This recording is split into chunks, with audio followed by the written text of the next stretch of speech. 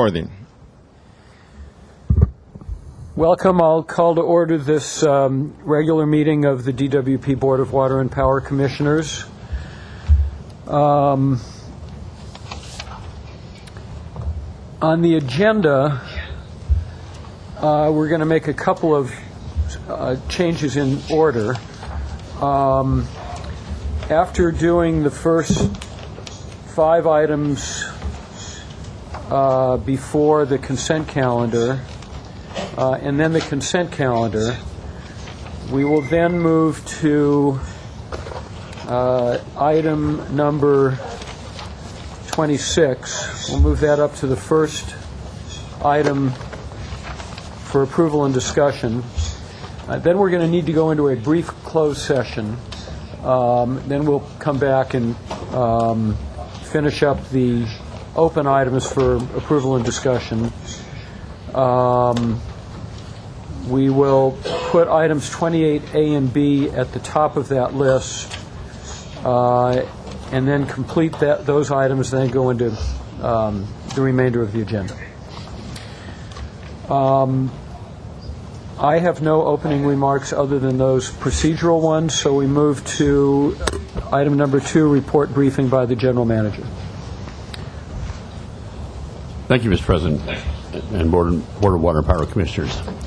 There's an item that I just want to make you aware of now because it's something that we haven't quite dealt with previously. There is a renewable portfolio standard policy that the Department of Water and Power has, and there's a new requirement from the California Energy Commission has established a new set of regulations that grew out of the state legislation that created the requirements for ramping up to 33% renewables, as well as, and Commissioner Noonan is well familiar with the many discussions we've had in the past on this, of the different, what we call buckets, of different prescriptive manner in which the renewable portfolio standard needs to get filled out. There's no item on that today, but the reason I wanted to bring this up is those regulations require some policy adjustments to conform to those regulations that just became effective last month. So this is quite nascent. Those regulations govern the various, from the California Energy Commission, they govern the various RPS compliance reporting requirements on matters such as excess procurement, that is the potential ability to carry over procurement for renewable portfolio standards that count from one year or one period to the next if you have over-procured in a period. There are policies related to the delay of timely compliance under certain events that, well, just to be clear, we don't anticipate such, but there are options for that to happen, particularly might be for circumstances outside your control. And there are also adoptions of cost limitations, that if you get above certain cost limitations, there are certain policies in terms of what the board can do in response to that. We're not going to go over all that today here, but those are things that have been very recently layered on, which this board actually has to adopt if it wants to avail itself of these things for part of its RPS policy. And the reason I'm bringing that up is there's a requirement that 10 days in advance of this matter being considered by your honorable board, it actually has to be noticed. So there will be a special notice that will come out much further in advance than normal for the December 3rd, so it'll be coming out very soon. We will do everything to try to get you that information well in advance of that time so that you can become familiar with it, and of course we'll have a full presentation and explanation of that at the December 3rd board meeting. So all of this to say that when you see this unusual notice, you'll know at least the context of that notice and what it's about. Just to be clear, will the December 3rd board meeting be a briefing, or it will be a briefing and action, because there's a requirement to get it done before the end of this calendar year. And unfortunately, we would like to have been able to do it earlier, but they just literally adopted, in the Office of Administrative Law, just adopted in October those regulations. Okay, thank you. And that's the end of my report. Okay, thank you very much. Item number 3. By the way, Barbara, did you want to Do the roll. Yes, we have Commissioners Berard, Fleming, Thunderbird, Levine, and Noonan present. Thank you. Item 3, comments and/or requests from commissioners relating to department operations. Any comments, requests? Commissioner Barad. Yes, thank you. I wanted to, I think this is the appropriate time to bring this up. If it isn't, I'm sure our counsel will tell me. In the past 2 weeks since we met here, I have gotten several emails and phone calls from community people, all with the same story, and that is that they tried to contact the DWP call line because their streets were flooded and that they could not get through. And one was at Beverly Glen near Mulholland. The other one was in the Beverly Wood area in LA. And the third one was Studio City. I just wanted to read you a little bit of what this email said. We've had a water leak since early last evening. The DWP call line has no option for emergency services, even though they say there is a 24-hour service. We were on hold for several hours, and then the recording says there are too many calls. Call back tomorrow, and they hang up. Then she write again, now at 7 a.m. I'm on hold again with 2 phones. Even though I said emergency, my call seems to be online for something else, not customer service. And I sent in an email, no response. The West LA one, there's a flood on my street. I can't get to my car. I can't make my doctor's appointment. There's several inches of fast flowing water. I tried calling DWP, and I was told by the recording that my time wait was 30 minutes. My question is, I know that we're trying to have continuous improvement in the area of customer service, and that that's very important, to the department and to all of us. And when I wanted to know, is there an emergency line? What is being done to get to people more quickly? And, when this is like calling 911 and being put on hold, and then being told we'll call back tomorrow. So I don't know who would respond to this, but I'd like to know what's being done and what your plans are to improve responsiveness. Well, Jim, I don't know if you have any specific information on the separate water trouble line, but my understanding was actually there was a separate number for call-in. It's not a public number, though. It's not a public number. Customers are encouraged to call the 1-800 DWP number. Okay.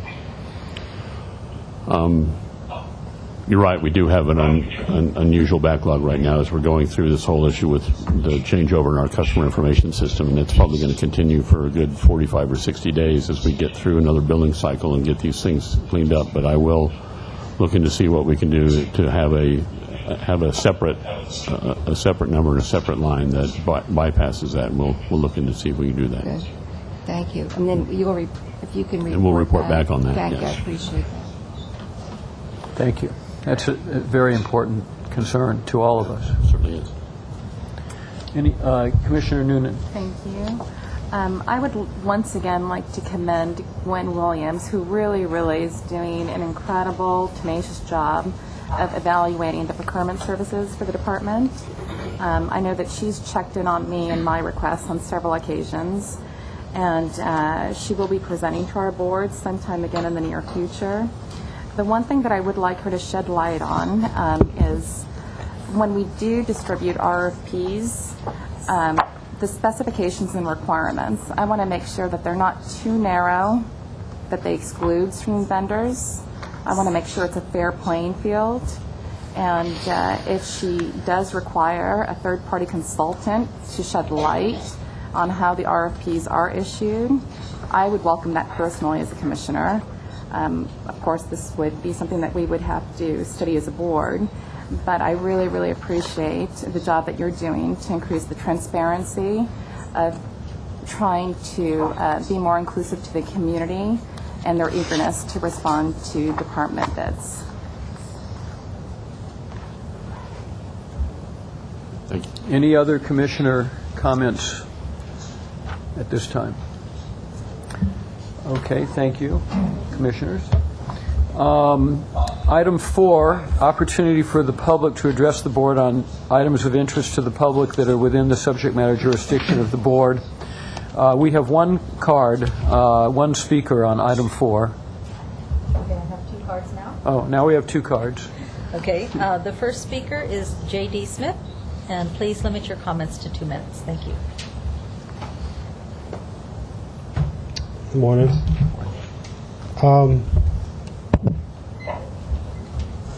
Package from President. Can you hand it? There you go. Hand it to him and he'll bring it over for you.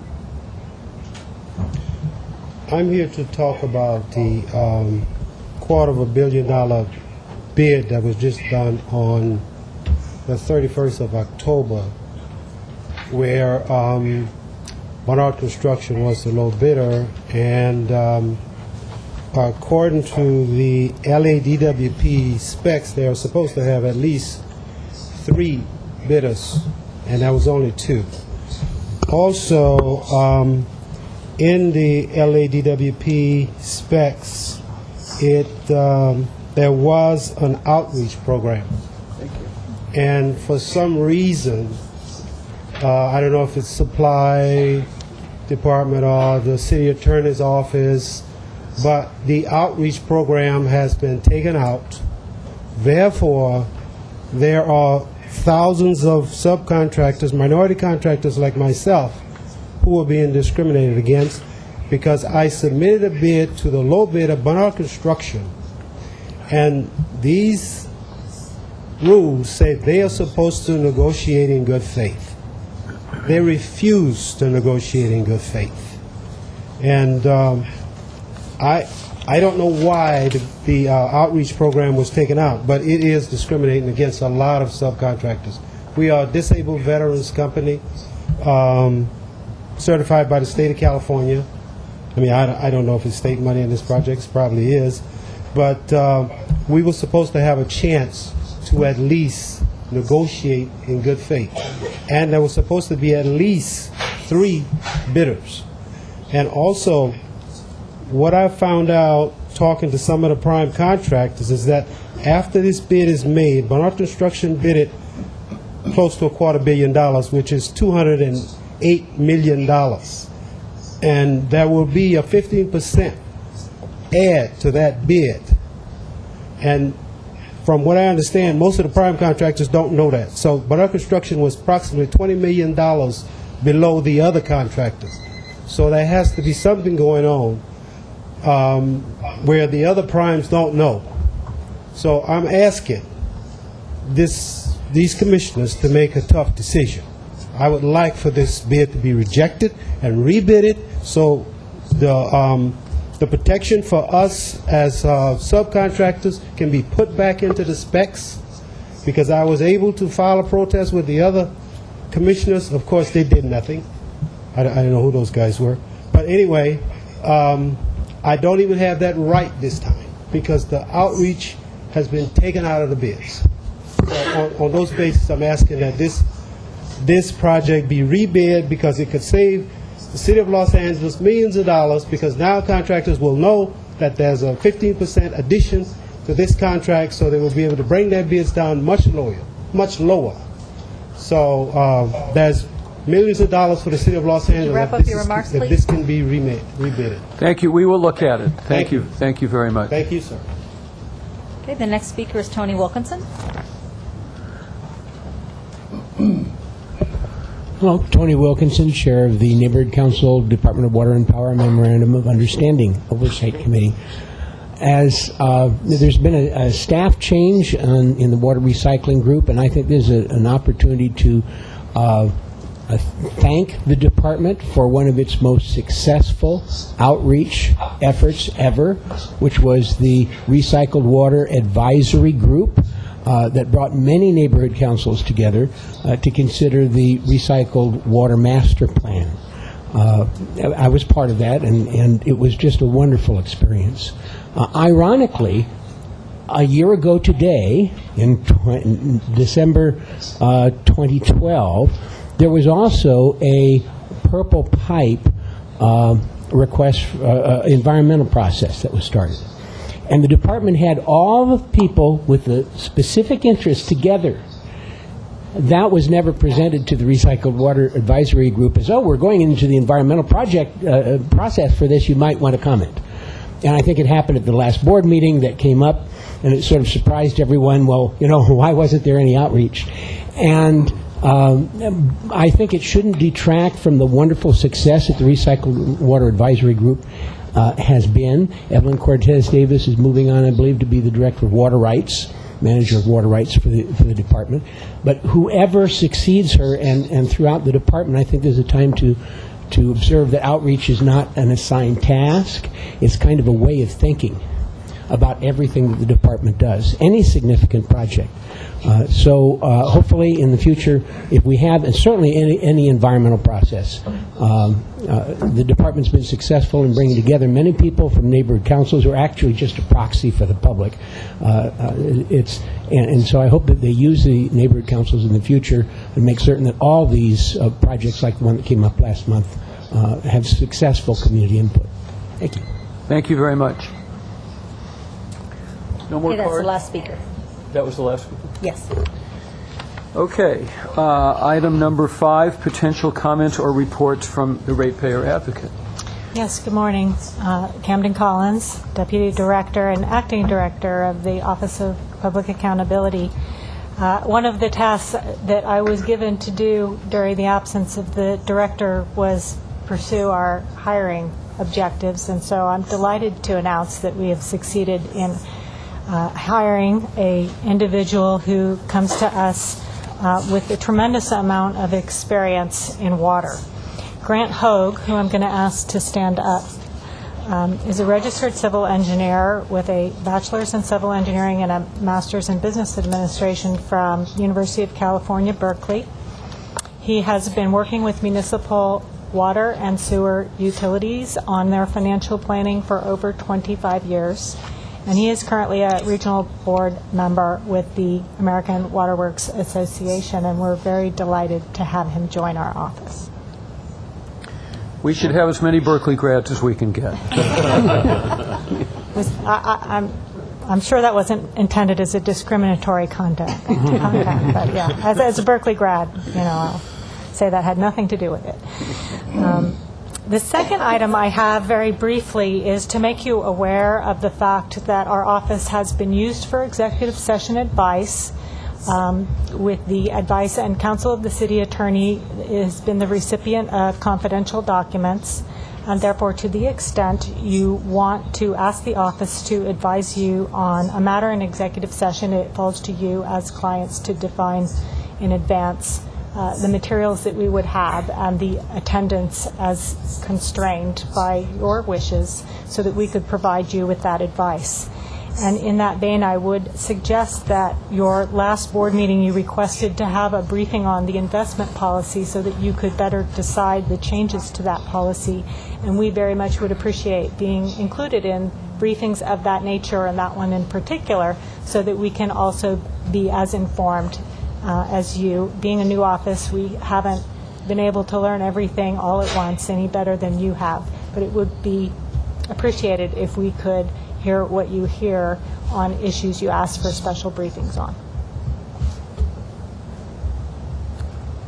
Thank you very much. Rich, did you have a comment on that? Or did I see a comment forming? No. Okay. But thanks for asking. Okay. Thank you very much. And congratulations on your new hire. Thank you. Congratulations to all of us. Okay, we will move to the consent calendar,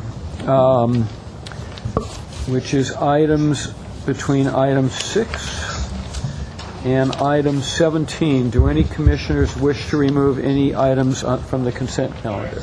Commissioner Fleming. Sure, I'd like to remove 9, 11, and 12, please. 9, 11, and 12. Others? 14. Commissioner Noonan wishes to remove 14. Others? Okay, so Item that, 16 has a speaker card. okay, 16 has a speaker card, so that will be removed as well. 15 or 16? 16.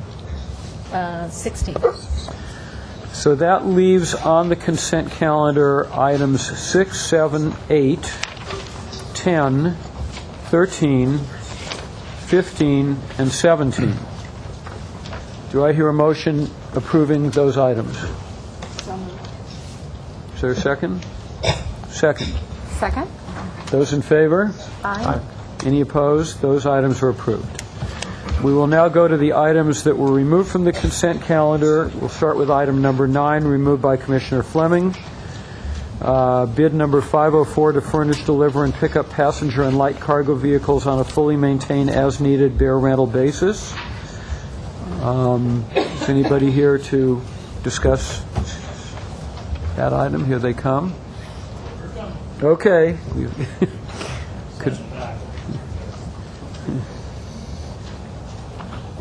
Thought you were going to get out more easily, didn't you? Always wish. Commissioner Fleming? Hi, good morning. Oh, Good morning. Letter. Tom Patslaw, Fleet Operations. Mike Sullivan, Fleet Operations. So I just had a question about this because the backup materials in the binder didn't really get to the core of what this was. So I wonder if you could just walk through for a second. So these aren't kind of specialty vehicles. These are all of a certain class of this A, B, C, and D. You outline some passenger vehicles and some vans and that kind of thing. Can you walk through what the department already owns, and then what systems you use to kind of track what you already own and how it's dispersed, right? So as I looked through this, I was trying to figure out seasonally what got moved, where, who uses what, when, what's sitting in one yard that's not used for 3 months a year that could be moved in other places. It's a fairly large amount of money for rentals. And as you know, we're also looking at a number of contracts today to purchase equipment. And in every one of those that talks about purchasing, there's a great argument for why purchasing makes an awful lot more sense than leasing or renting. This is going in the other direction. So those are my beginning questions anyway. Okay, just to kind of give you a little background, the group that we represent is the Fleet Operations Group, and we're essentially an internal rental company within the Department of Water and Power. We provide equipment, personnel, and if we don't have that equipment or that personnel, we also manage several contracts on an as-needed basis. So like the sedans you see when you pull in here, down the white vehicles, those are Fleet Operations owned equipment. So we own those. We have them available as people need a piece of equipment. They come to us, they use it for just what they need, and then they give it back, and they only pay for that portion. So some cases we can't buy enough equipment, or sometimes it doesn't make sense because we wouldn't utilize it. So we put these contracts in place so that somebody needs a pickup truck, maybe for 3 months, maybe their sedan breaks down, they need something. This is available.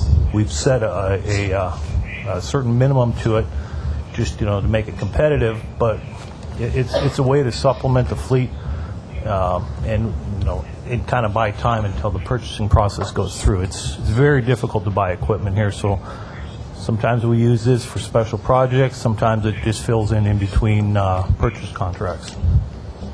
I mean, it just seems like, we've only met as a board 4 times or 5 times, and yet each one of those times we've approved large fleet purchases, right?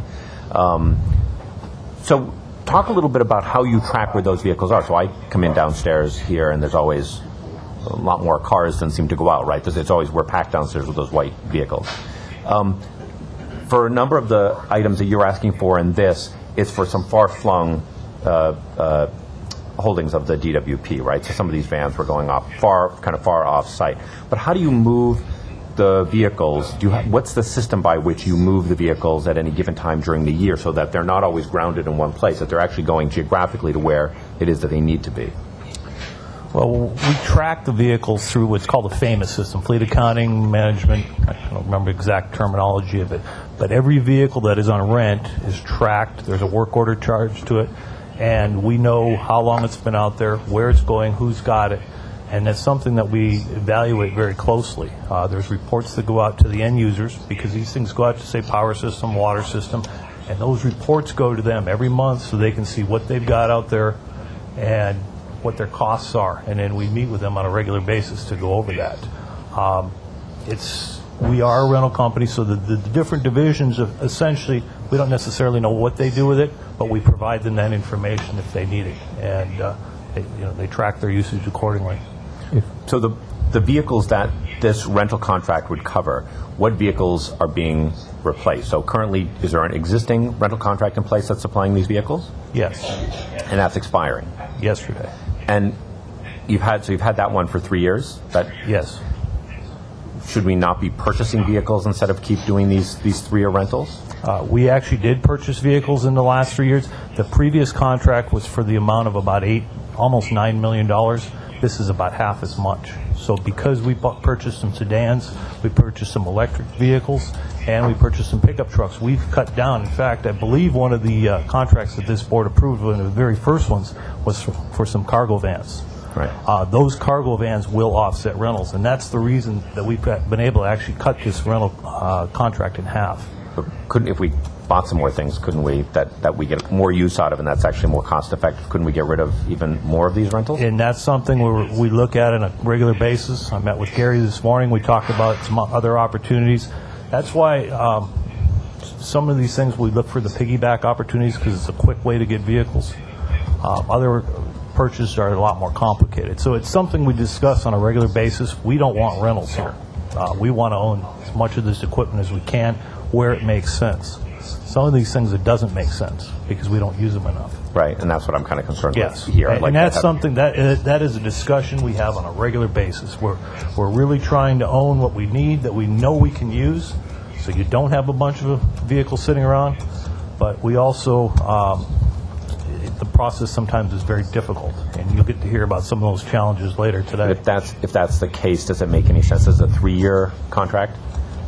Can we have a shorter rental contract so that so instead of just having discussions, there's actually an action item and you can move forward with some more purchasing, so we're not continuing these very expensive rentals? Can I comment on from an operating perspective? Some of these contracts are used for filling in emergency responses and things that happen in our system, so we will never get rid of those leases because it's a short period of time. So we kind of augment the fleet because we either have too many things going on at the same time and it doesn't make sense for us to buy those equipment. But we will reduce those amounts as we get the capital side more, on a permanent basis. We'll just figure out exactly what that band is for us to have these vehicles on a rental basis. Like the emergency we had up north, we had crews that deployed there and they took all the fleet equipment with them. And then we have other crews over here that needed for a short period of time pickup trucks. So we call on these contracts to kind of fill in a 6 months, 8 month period until we get those back to normal stage. Okay. All right, thanks. I have a question. Commissioner Barad. I just want to understand, when do you ever exceed your inventory that you have now so that you need to rent? That wasn't made clear to me. When do we exceed? When do you exceed? You have an inventory. And then you say, well, now it's not enough. So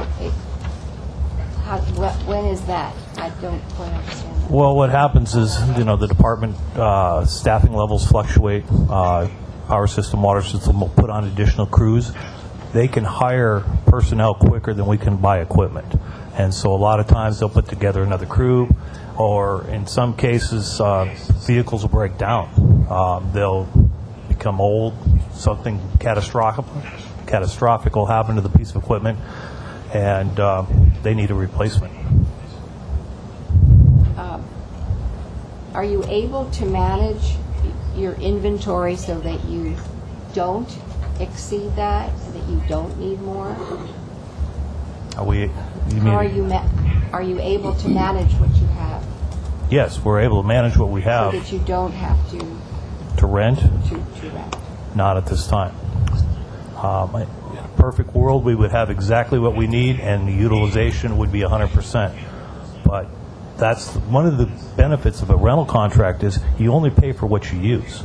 So if you really only need it, like Aram says, on a temporary basis, say for 6 months, you just use it for 6 months. You pay for 6 months rental, and you don't have the huge capital investment. You don't want too much equipment, too. If your utilization drops down, that's not very effective fleet management. All right, well, this says like $4.5 million. So what, over 3 years? So what do you think the cost really will be then? This is not the exact cost? No, we have to estimate what the future needs will be. We meet with the different divisions. They say, okay, this is our rental contract. What do you think you're going to need in the next 3 years? What do you have for projects? What are your equipment needs? And we base that information. We put it in. I would say there's a possibility we may not spend this. We don't know. But there's some major projects that are coming up in the Owens Valley with solar where they're going to need some equipment. And so we try to put enough in. But we're only committed to 25% of this. We're only committed to spend $1 million. But some of these cars you're going to use in LA as well. It depends where it's needed. You know, we don't really know right now. Commissioner, maybe I should add a little bit more to this to put it in context. When we buy a piece of equipment, you'll see often, when you take a look at some of the background on our purchases, that often we're replacing equipment that's 14 plus years old. So we buy, particularly if it's line trucks and vans and such, we don't typically keep our passenger cars that long, although we keep them quite a while. And so what Fleet does is just regularly does an evaluation of what's the use of the different types of vehicles. How many hours, how many miles are we putting on them? What's the maintenance requirements on them? How are those changes going as a function of what we're doing in the field? Which is, as you've seen our capital budgets, we're doing an awful lot of new things in a lot of different places. So they're always doing an assessment of rent versus buy when they look at that, because if we were to buy all of the number of vehicles to which we have a right to use for short periods of time, we would have significant number, probably a many multiple of that $4.5 million for equipment that some of it might get used a lot, and some of it might not get used very much at all. So we'd be looking at a lot higher expense. You know, do we always get it perfect? Probably not. But as Tom indicated, previously we had a $9 million contract that's expiring. They've cut that in half by virtue of getting a better handle on what our needs are and doing those rent versus buy purchases. And some of those purchases that the board just approved are indeed to help bring down that rental cost. So. But when you buy a vehicle, wouldn't you use it again and again and again? I mean, you don't just use it once and then let it sit. Well, it depends on the issue. The issue is the nature of the vehicle. We have just all kinds of sorts. What you see down when you pull in, when you see down the garage down there, a lot of cars. You don't see all the different types of vehicles that we have in our other district offices, or up in Owens, or out in other locations. So I'm pretty confident that we have this down to a pretty decent science, and the very fact that we cut our rental costs in half, to me, tells me that we're doing a much better job of getting our rent versus buy decisions made here on that. And again, this is a contract that our contracting process is not, as you appreciate, is not quick. And so we have flexibility within, from 25% to the full amount to be able to utilize it. So it gives the fleet flexibility to make sure that they can push the button on getting the equipment that they need out there, and only when they need it, and only for the duration that they need that. More last thing, later in the agenda, there's an item to purchase some construction equipment, and we're going to be doing the opposite. Fleet operations is getting a large portion of that equipment that we're purchasing that will immediately go out and offset rentals. And so, like Ron says, that's a fine balance that we try to purchase what we can and use contracts, and it's something we look on a constant basis. No, I just wanted to say thank you, Commissioner Fleming, because you asked all the questions that I had about this, and it's $5 million here, $5 million there. After a while, it adds up to real money, and I just question this. I just don't feel comfortable with it. Other comments on this item? Is there a motion to approve this item? I move it. Second. Those in favor? Aye. Aye.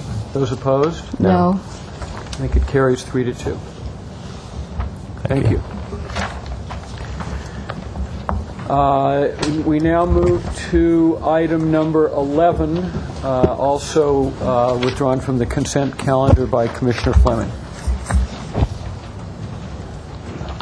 This is bid number 560, cooperative purchase to procure office supplies, products, award to Office Depot Business Services Division for a total amount not to exceed $5,375,000 for a term of 7 months with 3 one-year renewal options.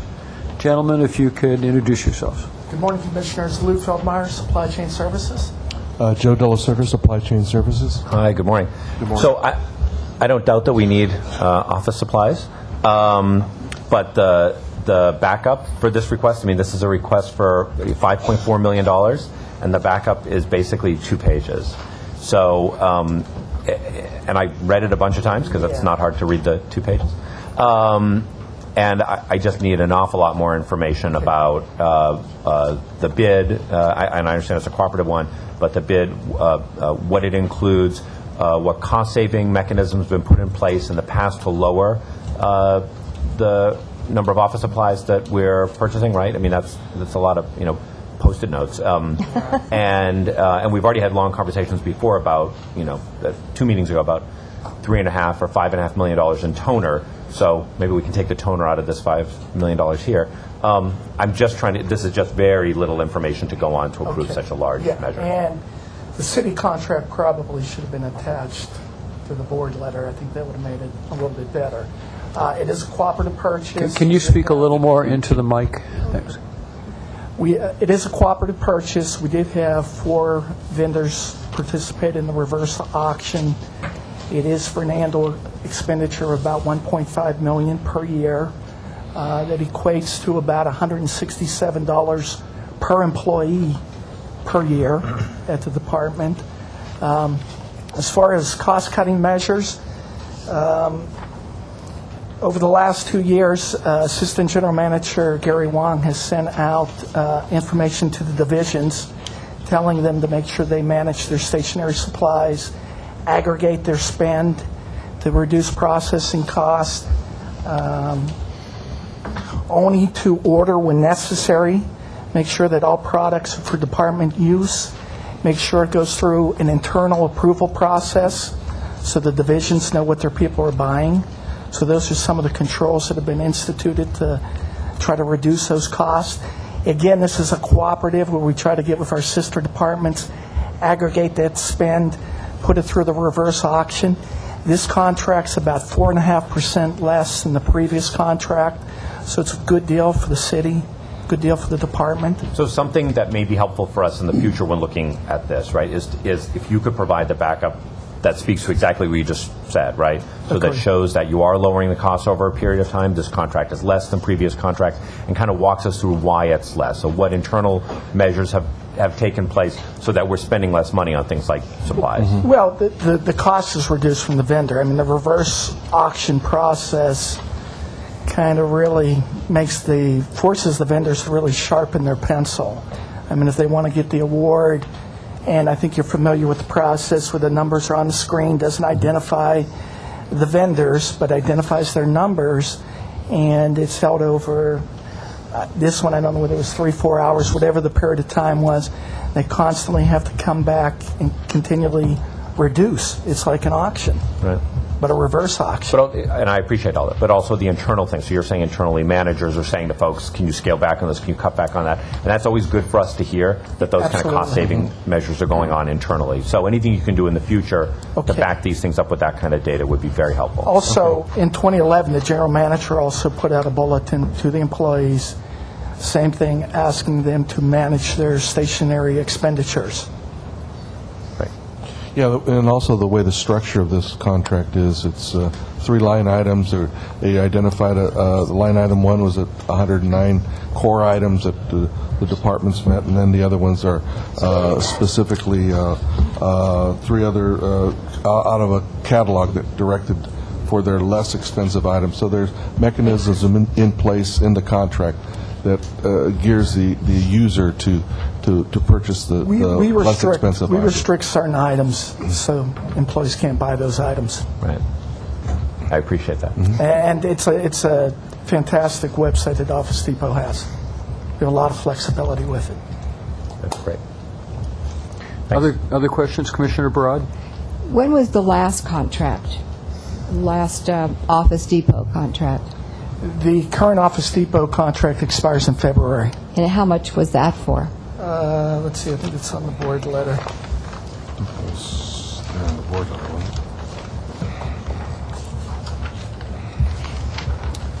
That was $4 million. That was for a year? I'm sorry? That was for a year? No. That was for 2 years with a 1-year option. And, all right, so this one is 1 year with three optional 1-year periods. 3 1-year options, correct. All right, so I'm trying to compare those two, because you said that you sent out something asking people to be, more careful in what they order, but you're asking now for $1 million more than the last contract. Correct, and that's a little counterintuitive to me. Understood. Again, these price and time contracts are as needed. The contract's going to be funded for a little bit more than's needed. We do not have to spend those funds. It comes down to the contract management to make sure that those items are truly needed for department use in managing those items. But wouldn't you just, if you say, well, we're going to spend we can spend over $5 million if needed, aren't people more likely to just kind of, slide between 4 and 5? That may not sound like a lot, but to a lot of people, $1 million is a lot of money. So why is your as needed as high as it is when you're trying to conserve? And your last contract was $4 million. Why would you say as needed over $5 million? Right. The way we do our estimates, we'll take like the top 20, 30 items and use those for our comparison of bid. So we don't take every item because the office product catalog is like that. So when we multiply out those high volume items, it comes to a higher number. I would almost bet that we won't utilize the full amount of money on this contract, but because we do the comparison based on the high usage items, that's where the $1.5 million per year comes in. And I hope I'm explaining that right. Yeah, you have, but I understand what you're saying, Because but we can't do a comparison on what do you have any idea what your as-needed budget was last year? I mean, was that 4, or was it? Again, the previous contract would have been comparison to those large volume items. Yeah, and this contract also has an additional, it's 3 years plus 7 months, so there's an additional time period. So How much longer is this one? It's 43 months, I believe. As opposed to what was the last one? The last one was 36 months. Yeah, I think the previous one was funded at about 1.33, and this one is, like you said, about 1.5 per year. I don't understand why, if you're conserving, why you're asking for more money. Again, when we do the arithmetic and we look at the high volume items used on the contract, that's how the funding comes out. We can't look at each and every item again because the Office Depot catalog, is thousands of line items. I mean, that's a decision that the board could make if they wanted to reduce the funding, and if we had issues with the contract, we potentially would have to come back and ask for additional funding. Well, it seems if you have less money to play with, you would spend less. No, understood. And you say From our perspective, we want the divisions to manage their people, manage their usage. Well, yeah, I'm not sure that that's working. I mean, do you know that it's working, that people really are conserving? Well, like I said, and that's why I do the math at $167 per person. I don't think those numbers are unreasonable per year when you do the math. Thank you. Other comments from other commissioners? Comments, questions? Is there a motion? I move it. Is there a second? Second. Those in favor? Aye. Aye. Those opposed? No.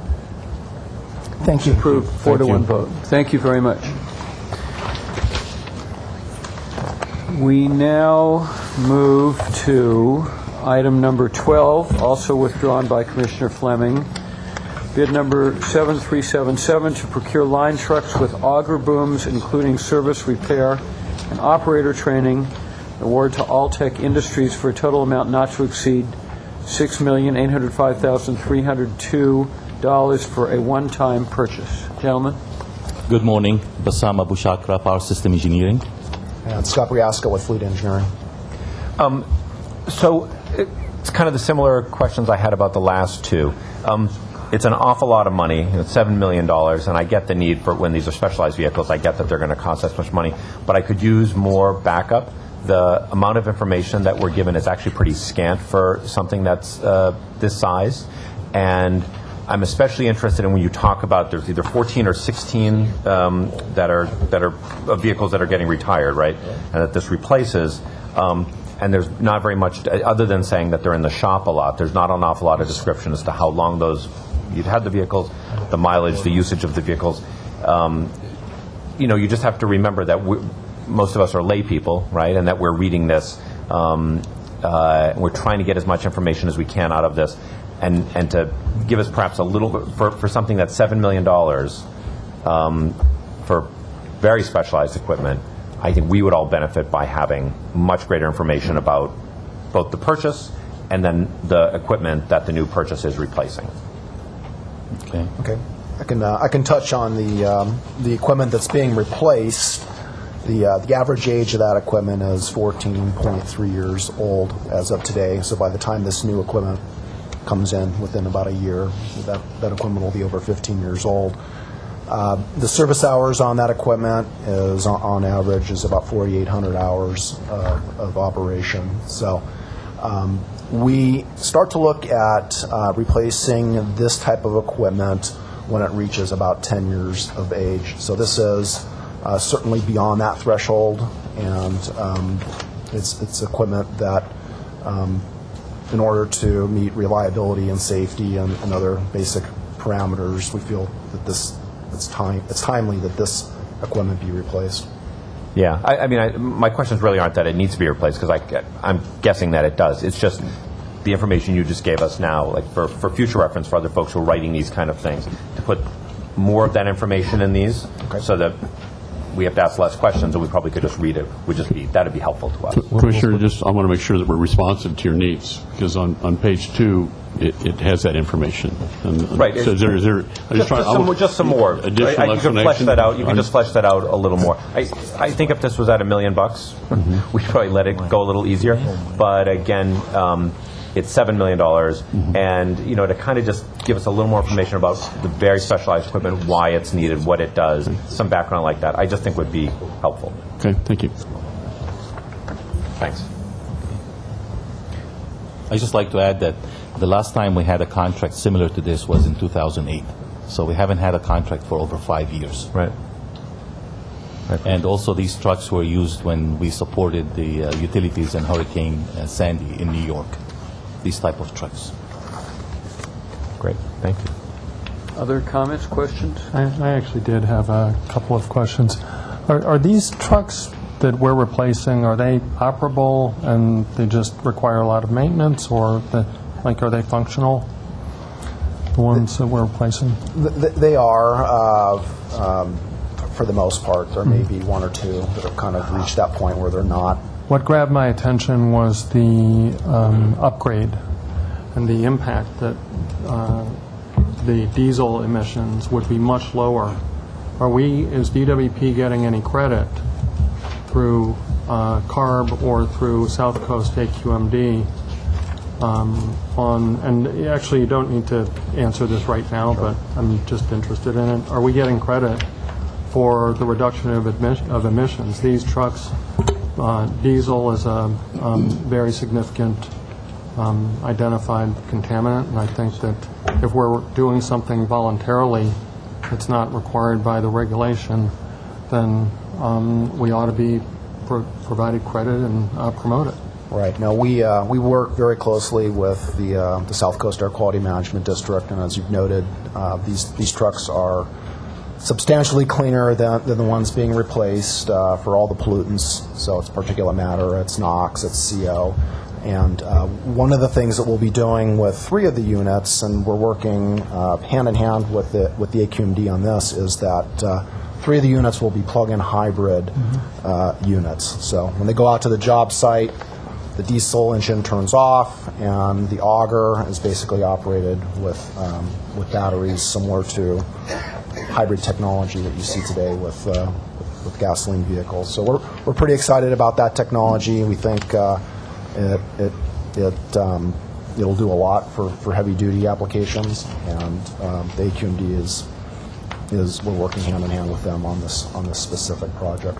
Commissioner, if you're interested in the overall, I think your question is overall strategy on the fleet that we have versus the entire emission of the fleet, what regulation we have to meet at what time, plus all the additional investments that we're doing to make sure that our crews have the proper equipment when they respond to emergencies. So if you'd like, we can put in some kind of overview on all these issues. I know that the staff has been asked to do a lot of briefings, and I happen to know a little bit about this myself, this issue. I was more raising it from the standpoint of the public, so the public knows and is informed that we're taking X number of cars off the road a year through this effort, and it's a voluntary effort, something that we ought to be, even if it's not regulatorily credited, we ought to take credit for when we put notices out like this, if it's not too much of a burden, because I think that it's significant that DWP has an air emission strategy that and they are actually undertaking things voluntarily that are not required immediately by the regulators. Any other questions or comments from commissioners on this item? Is there a motion? So moved. I'll take that as a motion and a second. Those in favor? Aye. Aye. Any opposed? It's approved. Thank you, gentlemen. Thank you. We move to the item that Commissioner Noonan had withdrawn, item number 14, resolution authorizing execution of agreement number 47197-4 to procure services for the study of operating efficiencies of large water meter maintenance, inspections, and procurement of treatment chemicals.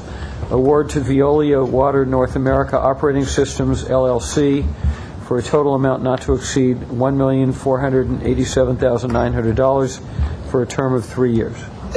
Gentlemen. Good afternoon. Jonathan Leung, Water Distribution Division. Good afternoon. Joe Castrita, Director of Water Distribution. Commissioner Noonan. Thank you. So I am all for improving operating efficiencies with the ultimate goal of controlling costs and keeping water rates as low as possible. My question is, since we only received one proposal, would you give us some background information on how Veolia was chosen? And has the department had any experience with Veolia? I think it's very, very, very good money spent to have third parties kind of evaluate our processes and offer objective opinions as to how we can improve our operations. So I want to make sure that our relationship with Veolia is clean, and why there was only one proposal received on this request. Okay. We initiated this RFP about 16 months ago, a little over 16 months ago, and it was through an open process. So we consulted with peer utilities, did our research on databases and looked through the industry journals to find out potential providers of this, consulting firms and or owner-operator type utilities. Now, the idea was really driven because the City of New York, City of Indianapolis, and others had embarked upon these operating efficiency studies and had some really meaningful returns on investment for those. So we decided to structure something similar to see if we could take an independent assessment of things that we were doing. So in response to that open proposal, we contacted actually 7 different firms, consulting firms with some experience and or other independently owned utilities that might be able to fill that space. We invited them to come in. On our pre-bid conference date, we actually had 3 potential prime contractors, including Veolia, and 7 different potential subcontracting firms attend our pre-bid conference. So we were really excited about that. Ultimately, only 1 firm chose to submit. Why do you think that is? Well, when we contacted them, there's a couple of, one was they didn't necessarily think they had the skill sets that would, for a utility our size or with the specific requirements that we had, to necessarily align with what we were looking for. Others were kind of looking at some of their other commitments that they had and didn't think it was an appropriate choice for them at that time. But, and how about Veolia? Do they yeah. have experience with utilities of our size? We've never had experience with Veolia, but what was very impressive or unique about their particular proposal, I think they're pretty diversified.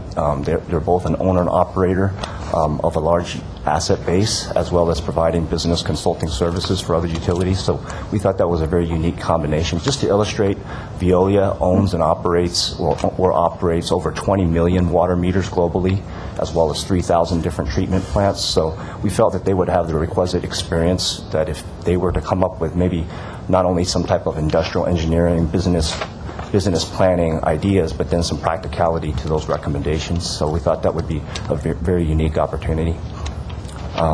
And then we also looked at some of their past reference lists, some of the engagements that they've had at other cities, City of New York, Indianapolis, Paris, and I think in each one of those instances they were able to have very significant returns on their developing some established meter maintenance programs, returns of over $30 million to $80 million. So we felt maybe there was potential huge ROI on this opportunity for us. Now, the other part, again, we mentioned Veolia. We've never really had an opportunity to do business with them, so we're pretty excited about maybe opening up our doors to try to get some other new ideas and new expertise. The 2 sub-consultants, which are local, they're also doing business with the City of Los Angeles for the first time, too. Or I should clarify, that's LADWP for the first time. Okay. And my last question is, I see that this agreement is for 3 years. When do you think we'll have some feedback from them? Do you expect that in the first year, the second year? I think the target schedule is we would have our assessment, things like identification of best practices versus our actual practices and some strategic recommendations, those coming forth in the first 12 months, and then developing the implementation plan and implement strategies for the second and third years. So again, we look at it as a one-time deal, really with about $800 million in operating revenues a year. Potentially just this reinvestment a little bit could greatly improve our revenues. Thank you. Other questions, Commissioner Barad? One little one. What training do you anticipate that they will be doing? I notice it's training and coaching. Well, to the extent that we might be developing some new maintenance programs, some new inspection routines, maybe adoption of some performance metrics and goals. So when we're trying to rally our organization, there's currently only 65 persons in our meter and service shop. There might be a need to maybe expand that a little bit. So some of that change management and really how, if you've got an implementation strategy, how to follow that, provide us some objective feedback on whether or not we're hitting our metrics and things like that. So really, you had determined that this was not something you wanted to do in-house, that this was to be out. I think we've had some ideas formulated over the past 4 or 5 years that there's some fruit to be gained in this area. But I think knowing that potentially on type of O&M type investments, there's some risk return on that. I felt that to be able to move forward most confidently, to maybe have some independent expert validation on that, as well as access to, again, like some of the best practices and some of the metrics that we might see. That they're doing in other large cities. Yes. One of the things I'd like to add on that point is that there has been a finding by a prior consultant, PA Consulting, of the necessity of benchmarking across both operations, and we continue to see the Water Division moving forward with these very strategically focused benchmarking efforts, and are fully in support of them getting the outside expertise for the major transformation and labor issues that are going on. Thank you. Other questions, comments? Is there a motion? I so moved with the request that if you can keep us apprised, perhaps annually, on what your findings are and the implementation of the recommendations. Commissioner. Okay, thank you. Is there a second? Second.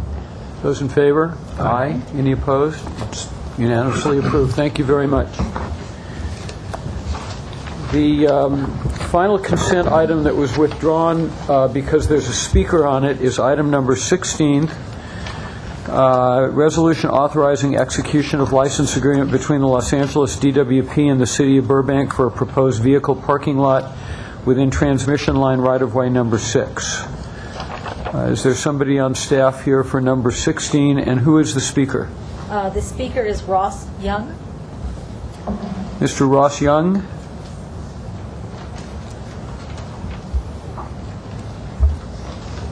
Good evening, Mr. President. Good afternoon, Mr. President and Commissioners. My name is Ross Young. I'm the real estate manager with the City of Burbank. I'll keep my comments brief. I'm here to speak in favor of this license agreement. This is a project that the Burbank City Council is supportive of and approved during their regular meeting of October 22nd. This is a mutually beneficial project which would provide much needed off-street parking to this commercial district, while also better utilizing DWP property and providing a good revenue stream for this organization. So, again, I just encourage your support of this item, and I thank you for your consideration. Thank you very much. Are there any questions or comments by any of the commissioners? Is there a motion? So moved. Second. It's moved and seconded. Those in favor? Aye. Any opposed? It's approved. You did an eloquent presentation. One of your better, Randy. Okay. That gets us through the withdrawn items from the consent calendar as well as the remainder of the consent calendar. We now move to items for approval and discussion. And the first item we will take up is item number 26, discussion of and possible action on status update on the reporting of items requested by this board from the Joint Safety Institute and the Joint Training Institute. Mr. Nichols? Yes, thank you, Mr. President. Since our last meeting, board meeting, where this item was also discussed, the IBW Local 18 has exercised its option under the trust agreement. That trust agreement for both of the trusts, the Joint Training Institute, separate trust agreement for the Joint Safety Institute between LADWP and IBW Local 18, for them to do an independent audit to be performed. It's my understanding that audit is underway. It is not complete. And I've also subsequently had separate discussions with other trustees and members of the trust to have the staff to the trust, because there is a staff that is assigned, administrative staff that supports that trust, to compile the results of, in addition to the audit that's being underdone by the independent audit for IBW, that there would be a compilation of information that I think is particularly relevant, I assume of interest based on the inquiries that have been made by this commission, on each of the contracts that have been undertaken each year, the purpose of those contracts, the contractor that it was awarded, describe the scope of work that's been undertaken to the extent that work has been done, what's the end result product of that, and then the dollar amount of that contract by year, and then the total of that contract. So that information is being compiled. It's a lot to get done, and I can tell you there's not a major staff behind this organization, and so it does take a while to pull that together. But we've been in consultation on how that can be presented, and that information is being done on a timeline concurrent with that audit effort. The trusts meet periodically on this. The next meeting of the trust, when all schedules come together, are scheduled for, I believe, sometime the second week of December. They would then review whatever, to the extent that the audit is done by then, and I don't know for a fact that it will, but I would expect that it could be. and these other results pulled together, that information would be reviewed by the trust, because that's the process by which the trust deals with one another. And then I anticipate that information would be released upon that completion and review by the trust. Thank you. I have several questions, comments, and a motion. But I'll begin with a couple of questions. Okay. First of all, I'm pleased to hear that the audit is underway, and I appreciate learning about that. Do you happen to know, or could you easily determine when the motion that this board passed unanimously on October 16th requesting definitive information by today, when was that motion communicated to the IBEW after they had made their audit request? I'm not quite sure of the sequence of that. Let me back up. They made the audit request kind of at the 11th hour before our meeting on October 16th. Candidly, we were going to make an audit request, but we did not do that because the IBEW had exercised its option, and I stated that we would take that motion and request in good faith and operate under the assumption that they would have the information we requested by today. That was the subject of a motion that was passed unanimously by this board on October 16th, and it included a request for a great deal of information that was included in a letter from Controller Galprin to us that was made a part of the October 16th motion. My question is, do you know when that motion and the substance of that request was communicated to the IBEW? I believe it was forwarded on that October following 18th. Friday. Yeah, on the 18th. October 18th. Okay, so they received our motion on October 18th. Correct. Do you know when they began to compile the information that you have indicated that they're now compiling? Well, there's two different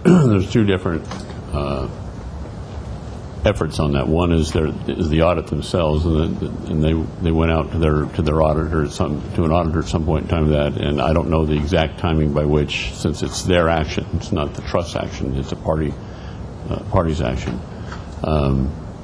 I assume they went relatively quickly after that to engage their auditor on that. They have to do that. They have to agree upon the scope of effort and such. I don't honestly know how long.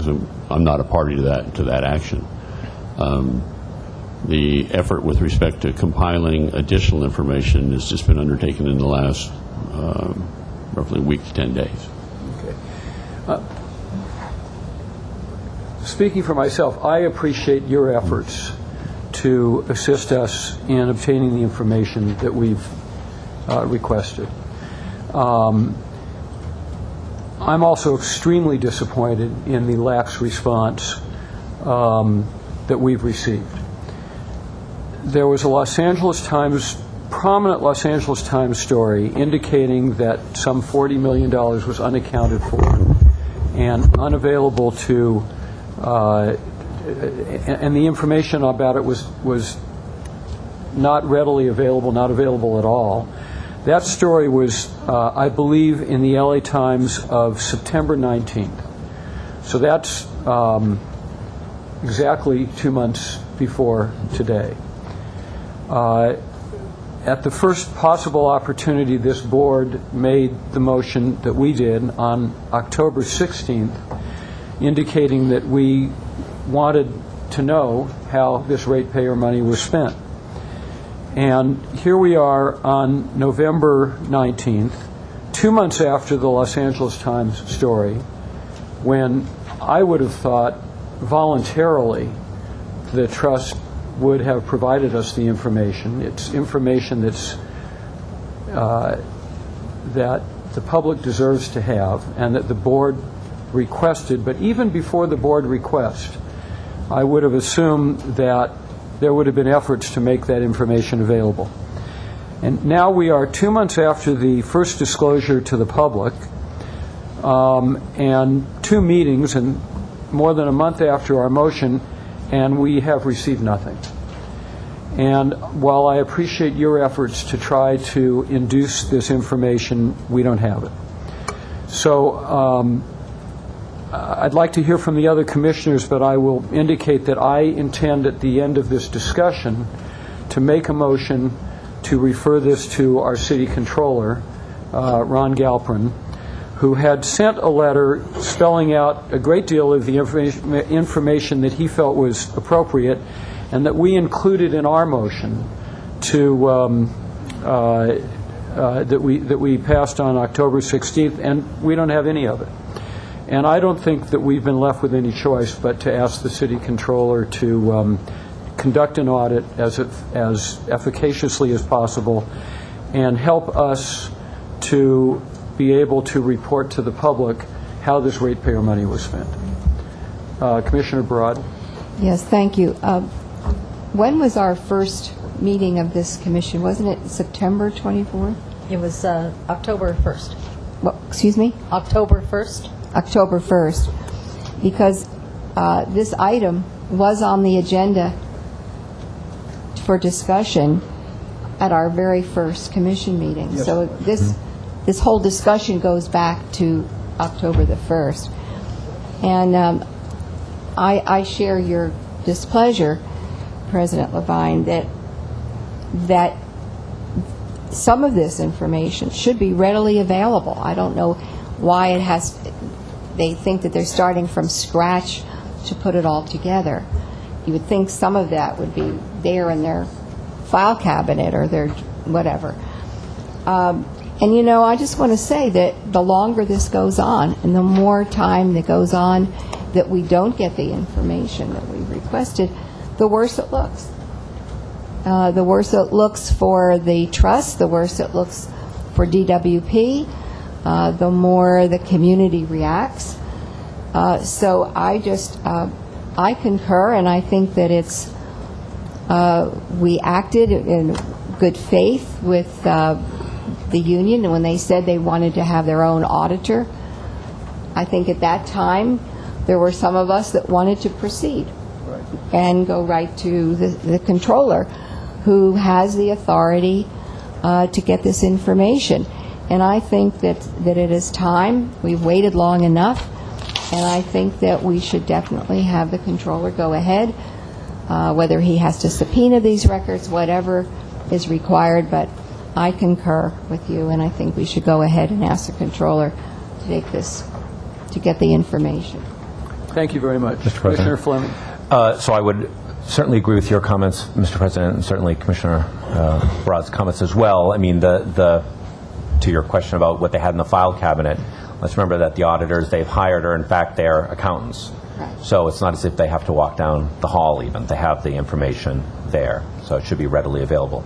And I would support the motion as outlined, Mr. President. The one thing that I would like to add is, and I understand that we operate on a fiscal year, but until we receive the information that we have requested, and that now the controller will get in whatever manner it is that he deems fit, I would make a motion to suspend any and all payments that flow from the DWP to this trust until this information is provided. We would do that to any of the contracts that we've reviewed today, that we sign off on any of the procurements we do, that if folks don't deliver, we have the capacity not to pay. So I would like to at least stop any and all future payments to this trust until these matters are resolved. I would accept that as a friendly amendment to my motion. Are there other comments or questions? I would just like to underscore what Commissioner Barad said. It's a source of great frustration that this requires this type of action. This should have been made available to us the moment that the moment it became clear that this information was not available. There is no reason why ratepayers shouldn't have been able to receive this information promptly. It shouldn't have required an LA Times story. I don't know why they couldn't have given it to the reporter when the reporter called and asked for it. And the fact that we're now 2 months later and we still have nothing, even though I'm glad to hear that something is beginning, is extraordinarily frustrating and undermines confidence, as Commissioner Barad said, in our institution. And that's deeply troubling. So with that comment, I move that this board refer this matter to Controller Galprin, seeking an audit by the Controller's Office of how the funds that have been provided to the Joint Safety Institute and the Joint Training Institute since its inception have been spent. And that motion is amended by Commissioner Fleming's suggestion that until we receive an adequate response, that all further funds to these two trusts be suspended. Is there a second? Second. Those in favor? Aye. Any opposed? It's approved unanimously. Mr. President? Yes, sir. Yeah, I just wanted to make a comment. Your things were on the roll there, and I didn't want to interrupt the flow. I don't want to beat a dead horse either, and I want to thank General Manager Nichols for trying to basically wear two hats at the same time. As fiduciary at DWP and a fiduciary of this trust, I think that you might be somewhat in a pickle. But I think that that's appreciated. But it is too long, and not to give full credit to the LA Times, but also the LA Daily News. There was an article in early November in the LA Daily News about the last hearing where the success of these programs was touted by way of a reduced worker injury rate. I had asked at the first hearing specifically for mod rate data every single year because I wanted to see how the work, and I wanted to compare it with the workers' comp insurance fluctuations to see if the payments that we're making and the rates that we're being, the rates that we're being charged are somehow in sync with the claims that we're making that these safety institutes somehow contribute to not just the lower worker rate, but also lower workers' comp insurance rate. So I would like to get that information at the next hearing, kind of yearly look back, maybe 10, 12 years. It's probably already in the budgets that have been approved and the financials that have been filed. So, I think that I look forward to getting the financial report as well. Thank you. Thank you. Other comments on this item? We will now recess for a brief closed session, and we will reconvene as soon as that closed session is over. Counsel? Yes, sir. More specifically, we'll be going into closed session on item 29A4. Thank you. So we'll take a recess for that item, and then we'll resume.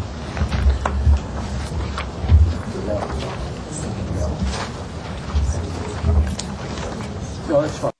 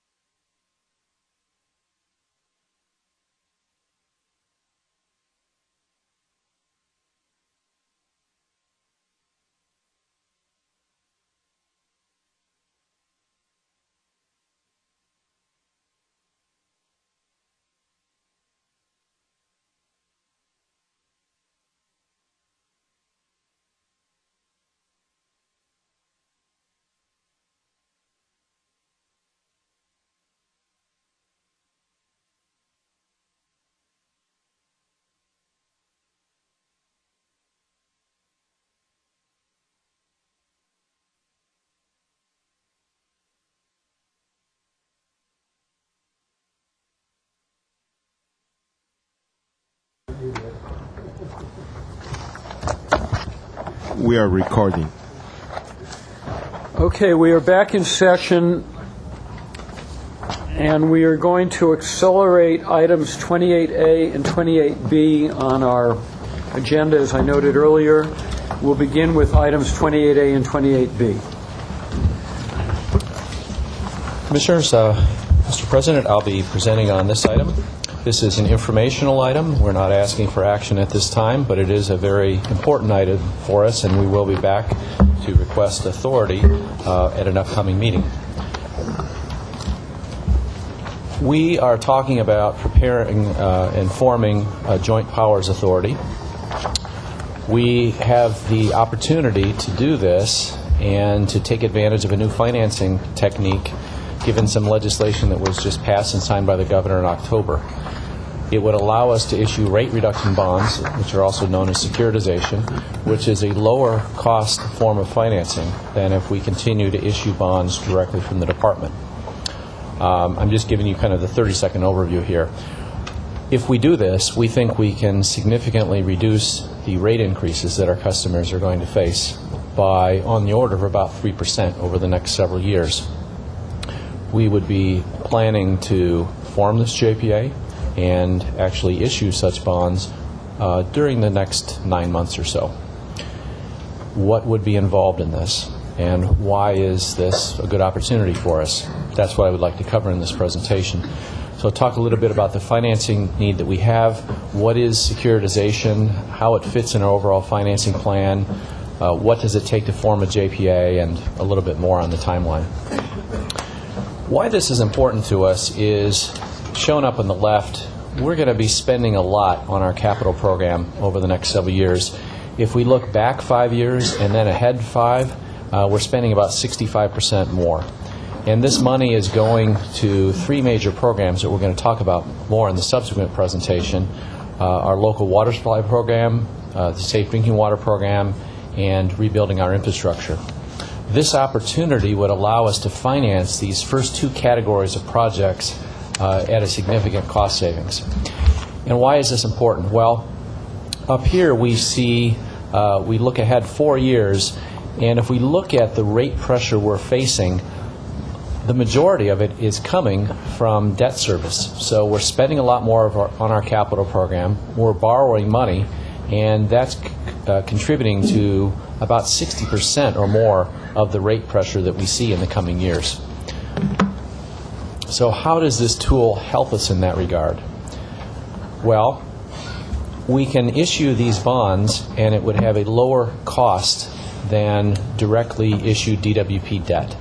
And how does that work? Why is that the case? Well, number one, there's a good chance that we can achieve a AAA rating on this debt, whereas our DWP debt is AA rated, so we can save some on interest costs each year. But the bigger portion of this has to do with a financial metric called debt service coverage. Presently, when we issue bonds, if we need to pay back $1 towards principal and interest, we actually have to collect nearly $2 from our customers. The rating agencies want to see a cushion in the event that our operations don't come in according to plan. They want to make sure that we have enough money to pay that debt service. Well, with these rate reduction bonds, we don't have to collect that extra cushion. There's another benefit to this, which is this would be debt that wouldn't be on our balance sheet because it's actually issued by a separate entity, and that helps maintain our financial metrics. One of the key ones the rating agencies look at is debt to total capitalization. So to the extent this debt is not on our balance sheet, it helps in that metric. So how does all this fit in terms of our financing plan? What this chart shows is the size of our capital budget for the next 5 years. It's about $800 million a year for the water system. And these colors show the different types of financing that would be used. So, and some of these financing types are a lot more cost effective than others. What this chart at the bottom shows is kind of, in terms of rate impact, if we can get grants, money from third parties, we would obviously take advantage of that because ratepayers don't have to pay those back at all. There's also another somewhat limited source of funding from the state. For certain projects, we can borrow at a zero interest rate. The next, in terms of our priority, would be to take advantage of these new rate reduction bonds, then directly issue DWP debt, and then finally cut collections from our customers to pay for projects in a given year. So we would continue to use all of those, but we would be using this new opportunity quite a bit more, and that's shown in this green, in the green bar. So you can see that if we go forward with this, a major portion of our capital budget would be funded with this new opportunity rate reduction bonds. And we would continue to borrow directly with DWP issued bonds for a sizable portion, and then we would continue to collect through our rates some current pay-as-you-go funding for the capital projects.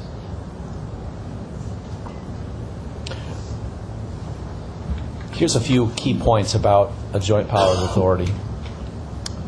This is not new to us. We already are a participant in the Joint Power Authority on the power side. We've been a participant of SCAPA since its inception in around 1981, so we've got about 33 years of experience with that.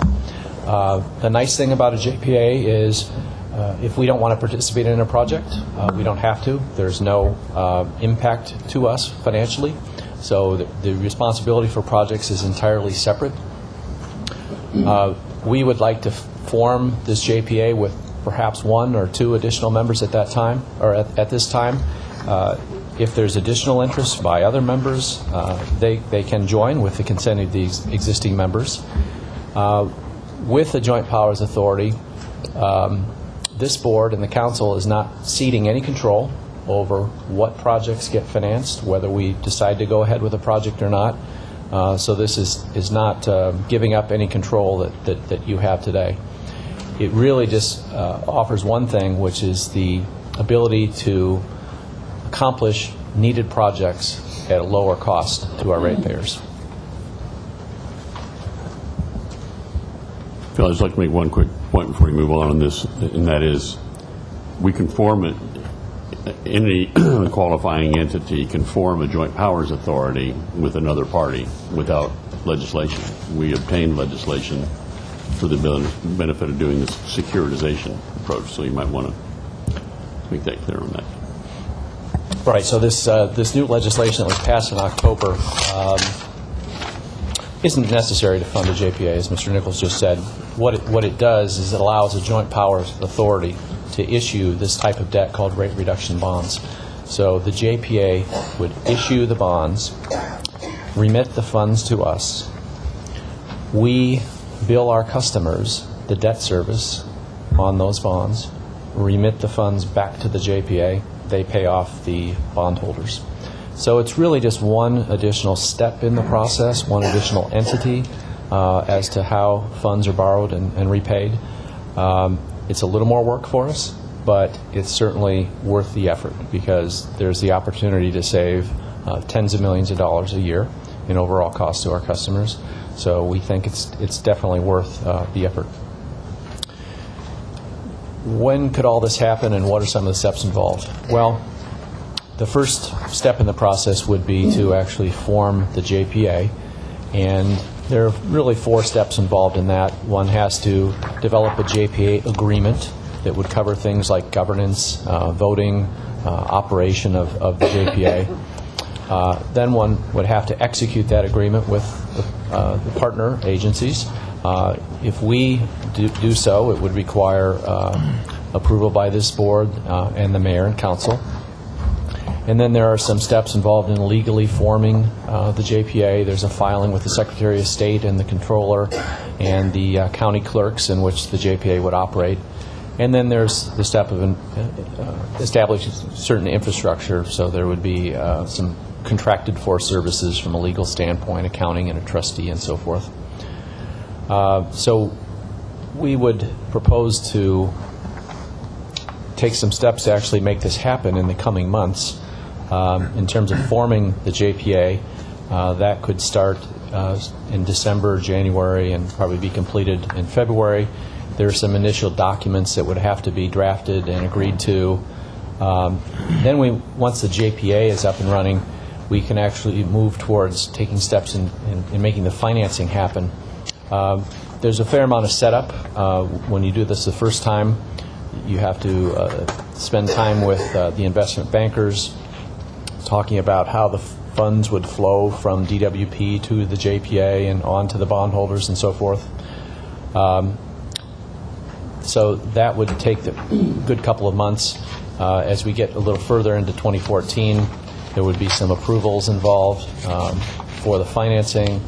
We'd be working with rating agencies for a couple of months, and then looking to actually issue bonds sometime late summer or perhaps early fall.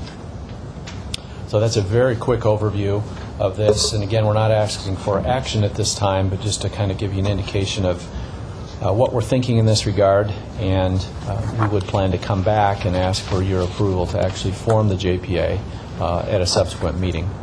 But to kind of summarize all of this, the reason we're doing it is to provide a lower cost of financing for essential projects that the water system needs. It provides the opportunity for enhanced regional coordination for water projects of joint interest, just like we have on the power side and for which we've used successfully for over 3 decades. And it would help us maintain our strong credit rating in light of the significant additional capital spending that we foresee in the coming years. Thank you very much. I have a couple of questions. Why is it that if there's a JPA, there isn't a debt service coverage charge, whereas there is when it's for our bonds? Well, I think in short, when we collect money, debt service is just one component of all of our overall operations. And there are a lot of things that could go wrong. We might have a project, we have overspending, we might have shortfalls in our revenue. When you've got a complex financial operation, there are a lot of things that can move up and down. And in light of that, the rating agencies want to see a cushion that you've always got more than you really need to pay off those bonds. When you're talking about the JPA, it's a very streamlined operation. There's just cash coming in, only enough to cover the debt service, and it goes right out the door to the investors. There's nothing else happening in the JPA where you would need an extra margin or cushion. Phil, let me actually like to explain that, because there's JPA typically, just a JPA without securitization of your financing typically does have a bit lower. For example, we've typically had about a 2.0 debt service coverage. That means for every dollar we have to capture 2, and I want to get back to that other dollar in a moment. Then there's the issue of, with Waterside, we're down to more about 1.85 right now, although we would like to get back up there, but we're still at a good rating at that level. JPA often is more like maybe 1.5 often. Through securitization, and a key point that we haven't spent an awful lot of time on here, through this effort, this new legislation that we sponsor allows is for qualifying items that we have here on the water side for regulatory requirements and the like. That goes on as a separate line item on the customer's bill. And through going on a separate line item as a customer's bill, and there's it's not the first time securitization has ever been used in California. It provides comfort to the rating agencies, and more importantly, comfort to the investors who buy our bonds, that we're going to collect that money. So it just simply saves. It's a direct payment through, and we don't have to collect extra dollars for that. Now, I want to go back to the extra dollars thing, because I had people that say, well, wait a minute, you're collecting more money than you need? What are you doing with that money? That money, then when it comes in, when we have that extra debt service coverage, that's since we don't have there's no other source of funding for us, that extra money goes towards cash payment for the equity side, if you will. So if we're funding, say, 65% of our total capital costs with debt, we take an extra debt service coverage that comes in as cash above and beyond the debt we have to pay off, and that goes to make the equity part, that other 35%, that isn't debt paid. So I just wanted to. Sometimes that gets a little unclear. That's very interesting. You haven't mentioned the candidates for this agreement. Is there a reason? We've been in discussions with two entities recently, and have just started some discussions with a third, and all have shown significant interest. We wanted to allow all of them to discuss it internally before we come out and name a particular party. How many likely candidates are there? I think we could have several. If you only need one other Right. party, there could be others, and I think over time there could be others. And I guess another important factor here is there need not be but one JPA. You can do different joint powers agencies. So if you had different types of projects or different geographic areas of projects, you could partner with other parties. The formation of a joint powers agency itself is not an expensive undertaking, and it's generally something that's done principally, not totally, but principally with our own staff. When would you want board action on this? We're potentially looking at doing so in December. That would be authorizing it. That would be authorizing it subject to, authorizing us to enter into it subject to the other joint powers agency. Somebody has to be first. Right. In order for it, and it kind of makes sense that we would be the first entity. That authorization would be subject to the other joint power, one or more other joint power members agreeing. As Mr. Leiber indicated, we're in discussions with them now. I know it seems a little odd. Why aren't we talking about them right now? But they are having discussions internally. Well, that makes sense. Themselves. Right. Other questions or comments by other commissioners? Commissioner Barad? The governing board, who do you see would be the members? You said 3 members appointed by the commissioners. So would these be commissioners, or would these be people from the community? Who do you see as being on this, on the board? We anticipate that they would be commissioners. Okay. You interested, John?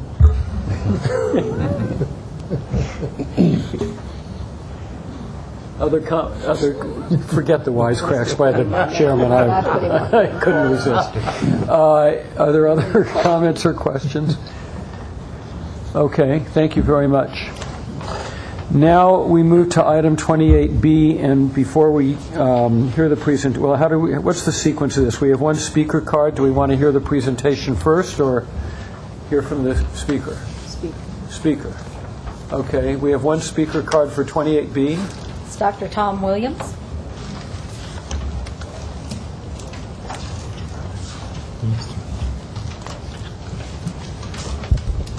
Dr. Tom Williams, LA 32 Neighborhood Council, DWP Liaison.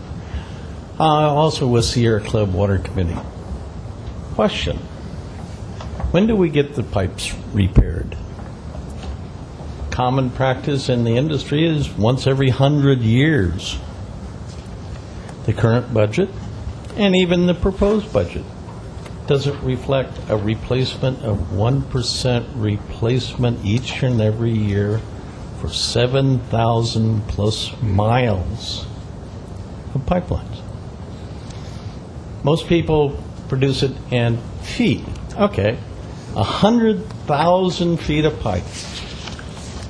That's once every 300 years. 120,000. Still once every 300 years approximately. Is this good reliability? Oh, it's going to be increased, it says in here, so that it's maybe 240-year replacement cycle. 240 years. I'm going to be dead by then, so I don't worry about it. So I don't have to pay for it. But can you consider adding $30 per family, per bill, per month for the next 100 years? Because once it gets up, it won't come down because you got to continue replacing it. So reliability in the water system. Sourcing, reliability in water supply.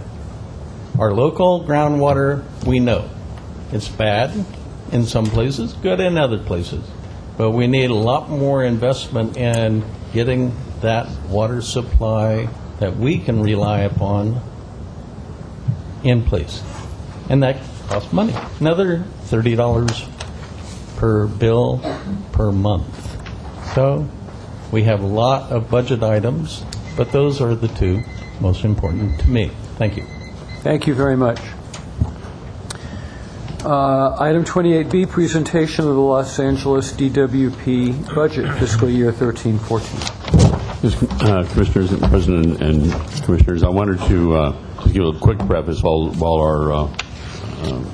we're getting prepared for this. You might recall in one of our earlier meetings, I mentioned the fact that I thought it would be helpful to give you a budget briefing, and this is on an existing budget. So again, there's no action required here, but this is a budget that was adopted by the prior board. But in as much as many of the questions that come up, many of the programs that we're dealing with, a lot of the projects that you're approving, other budget items that you're approving are all nestled within and funded from the underlying budget. So if you would bear with us, we have a fair amount of information to cover, but I think it would be helpful to give you a little bit better grounding on what are the basic makeups of the key components for both the water and the power budget. We're going to go through it relatively quickly. Absolutely feel free to ask questions as you go through on this, because I think it will be helpful, also recognizing that next calendar year we're going to be talking about rate adjustments both in the power and the water side. So I think this was a good foundational piece. Okay. So Mr. Nichols really talked about the purpose of the presentation, so I'm going to go right into the next slide, which talks about the 13-14 budget. And I should add that this presentation is very similar. In fact, it's almost identical to what was presented in May of this year. So for the 13-14 budget that was approved by the prior board in May, there were three objectives that were identified. Every year, you as a board will adopt 1 year's budget. That is actually required by the city charter. At the bottom of the slide, it actually talks about two steps. The board is obligated to transmit to the city council by March of each year a preliminary budget, and that is used for the city to kind of put things in context. And one piece would be the city transfer, how much can they count on to do all of their balancing. And then in May of each year, this board transmits the final approved budget. And that was the primary objective of this budget, but there were also two very important secondary objectives. One, we have been working on a strategic outlook or a strategic plan, and we wanted to ensure that this budget incorporated the objectives and the spending requirements for that longer-term plan and began making progress towards those objectives. And then, as Mr. Nichols noted, with the need for rate increases as we look ahead, this budget was also the basis for planned future rate actions. So what are the overall themes that we talked about in this budget for 13-14? There were four of them. One is to continue to evolve the water and energy supplies, while, very importantly, maintaining reliability, trying to do all of this work, keeping rates competitive, and placing a higher focus on meeting customer needs by improving customer service. Those were the overall themes. To bring it down one level further, the budget was developed to fund several key programs in both water and power, and collectively we called these programs Next Century Power and Next Century Water. And these terms allude to the significant work that's underway in both systems that's necessary to position the utility for its second century of operations. This work affects both the sources of water and power and how it's delivered to customers. And those programs, really the scale rivals any change that the utility has undertaken over the past 100 years. There's an awful lot of change underway at this time. And we're going to keep talking about these programs in the years ahead because this is really what's driving the need for rate adjustments. We are not in a status quo, kind of just keeping things operating mode. There's really a lot of change underway.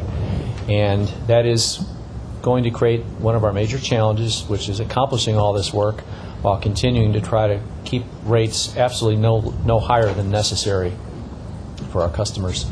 So turning to the power side, I just want to take a moment to offer a very high-level overview of the revenue requirement for the system. The revenue requirement is the amount that we need to collect from our customers to provide and deliver the power. And this pie chart shows exactly where that $3.4 billion revenue requirement is going. And if we start at the top of the pie, about 25% of the budget is for labor costs, salaries, overtime, and benefits. And this is one of the factors that distinguishes this department from other city departments where labor costs are proportionally a much higher percentage of the overall budget, upwards of 90%. The other major portion of the power system budget is just really the direct costs of the power itself, fuel for the plants that we own, and third-party contract costs for the power that's delivered by plants owned by other parties. Another major portion of the budget is capital, and that flows through the revenue requirement in the form of depreciation and interest expense. So this is really kind of the mortgage payment for the assets that we have purchased in the past and are paying off over time. Everything else is over here, so you've got just about 5% is the entire remaining O&M budget, so that's for contract costs, supplies, and materials. The city transfer, that's budgeted at 8% of revenue, 8% of the prior year's budget. Or there's a one-year lag of when these funds are remitted to the city. And then there's an item here called net income. Every year we build in a small cushion to ensure that we have enough funding to meet the critical obligations. The net income, to the extent there is any, that actually goes to fund the capital program in the current year, just like we saw on the water presentation a moment ago. So that's one cut as to where the money goes. The next slide just shows that same information looking at a couple of years. So we look at the 13-14 budget here, and then we compare that to the year that just ended, the budgeted amount, and then the actual amount. And you can see that there is some change from year to year. Just to highlight one of these things, we had about an $89 million budget down here in fuel and purchase power in anticipation of higher natural gas costs. And we had about a $72 million increase in O&M here. That was in anticipation of the need to ramp up our staffing to accomplish some of the work in these major programs. This is just essentially the same information provided in numeric chart, or numeric form. Shows again the same $3.4 billion. I'm not going to cover that since we've pretty much done so before, but I'll just point out one or two things here. The capital budget is shown at the bottom. On an actual basis, we did underspend that last year. It took a while to ramp up some of our staffing and other efforts, so a lot of that work is going to get pushed into 13-14. With that, I think I'm going to turn it over to Mr. Benjamin just to talk more about some of these key programs. So we're just going to slice the budget in a different way. This was kind of talking about the budget on functional items, and now we'll have Mr. Benjamin talk about it from a key program perspective. As Phil covered a lot of the entire budget cycle, what I'm going to cover is the three major drivers on the power system that we keep on talking about, and it's about $2 billion that budget on these three items, and we'll go into a little bit more details. But the three buckets are the supply replacement program, which we'll talk about the repowering and the upgrades we're doing to the generating units. The power reliability program, which is about $1 billion of constant improvement of our infrastructure, and then the customer opportunity programs, which includes the solar incentives and the feed-in tariff. On the supply side replacement program, we have just completed the Haynes Unit 5 and 6 repowering, which is about 600 megawatts of fast-acting units, state-of-the-art units that we've commissioned, and these are 100% off of ocean cooling. We don't use any ocean cooling on these. These are all air-cooled units that we commissioned, and we have started the groundbreaking on, and we're making progress on SCAD Unit 3, which is going to be in service by 2015. Our next bucket item in this bucket is the renewable projects that we have in place, and as you know, and we'll talk more about the compliance period, but in 2016 we must be at 25% renewables, and we have a lot of the projects that you've seen, and we're going to cover one of them later on this agenda today, is the Barron Ridge Transmission Project. And you've also seen details on the Beacon and Owens Valley Solar. Those are all projects that are underway that includes in this budget projections.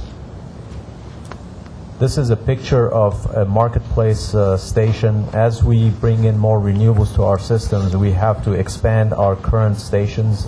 This is work underway right now as we make room for the interconnection of 250 megawatts of solar that is coming from the Boulder Valley close to our station in close to Boulder City, Nevada.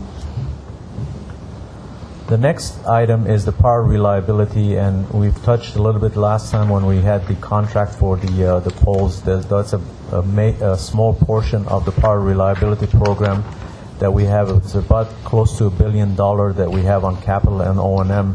That includes basically renewing our infrastructure that is very old and falling apart, and also including some of the system upgrades that we must do in order for us to keep the system operating properly. And we are doing the study on prioritization as far as where the funds need to go, from the pole replacement to transformer replacement to cable replacement, in order for us to make sure that the entire system is being upgraded and we don't fall behind on any of those programs. We still have a lot of work to do, but we will bring in some of the studies that we've done in order for us to get more focused on where the funding goes on this in this bucket.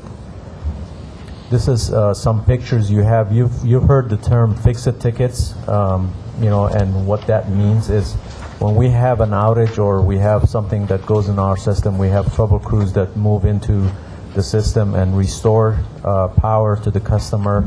And we have a lot of temporary repairs that are still sitting there without having the engineering, the procurement, and everything else that needs to follow in order for us to permanently repair these things. And these are some of the underground pictures that we have currently in our system that we're addressing.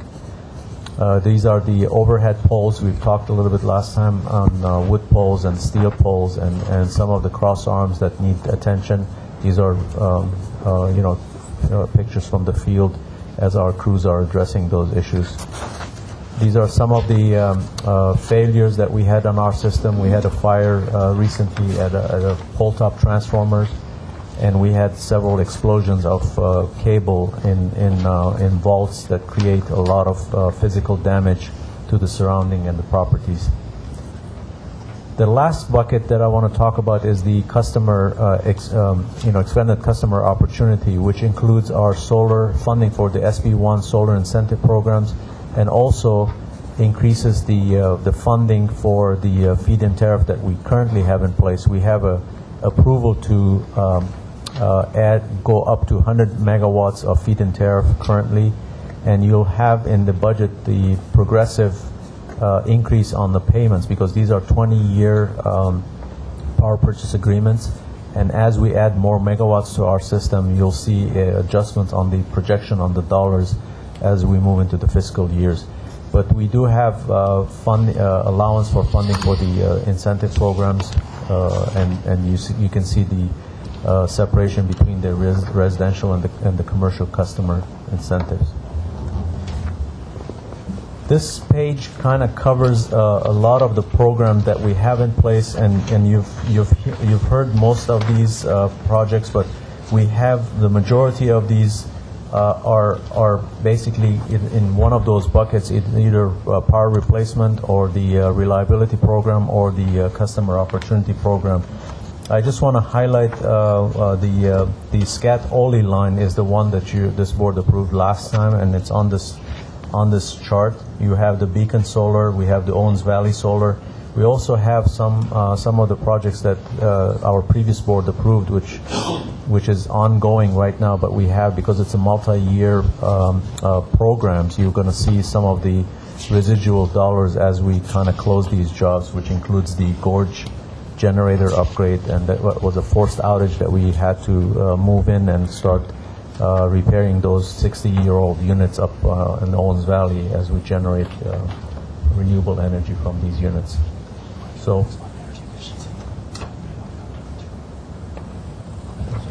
I can cover. I'll move. Next slide is energy efficiency, and Mark Sedlacek will cover that. Good afternoon, Mark Sedlacek, Carbon Efficiency. Next spring, we'll provide you a much more detailed summary of the energy efficiency programs as part of our semi-annual update to the board. This will just provide an update of where we're at right now. 2 years ago, the budget for the energy efficiency was around $50 million. It's been doubled in 12-13 and 13-14. This will allow the department to continue moving forward with ultimately meeting a 10% state mandate and create local jobs.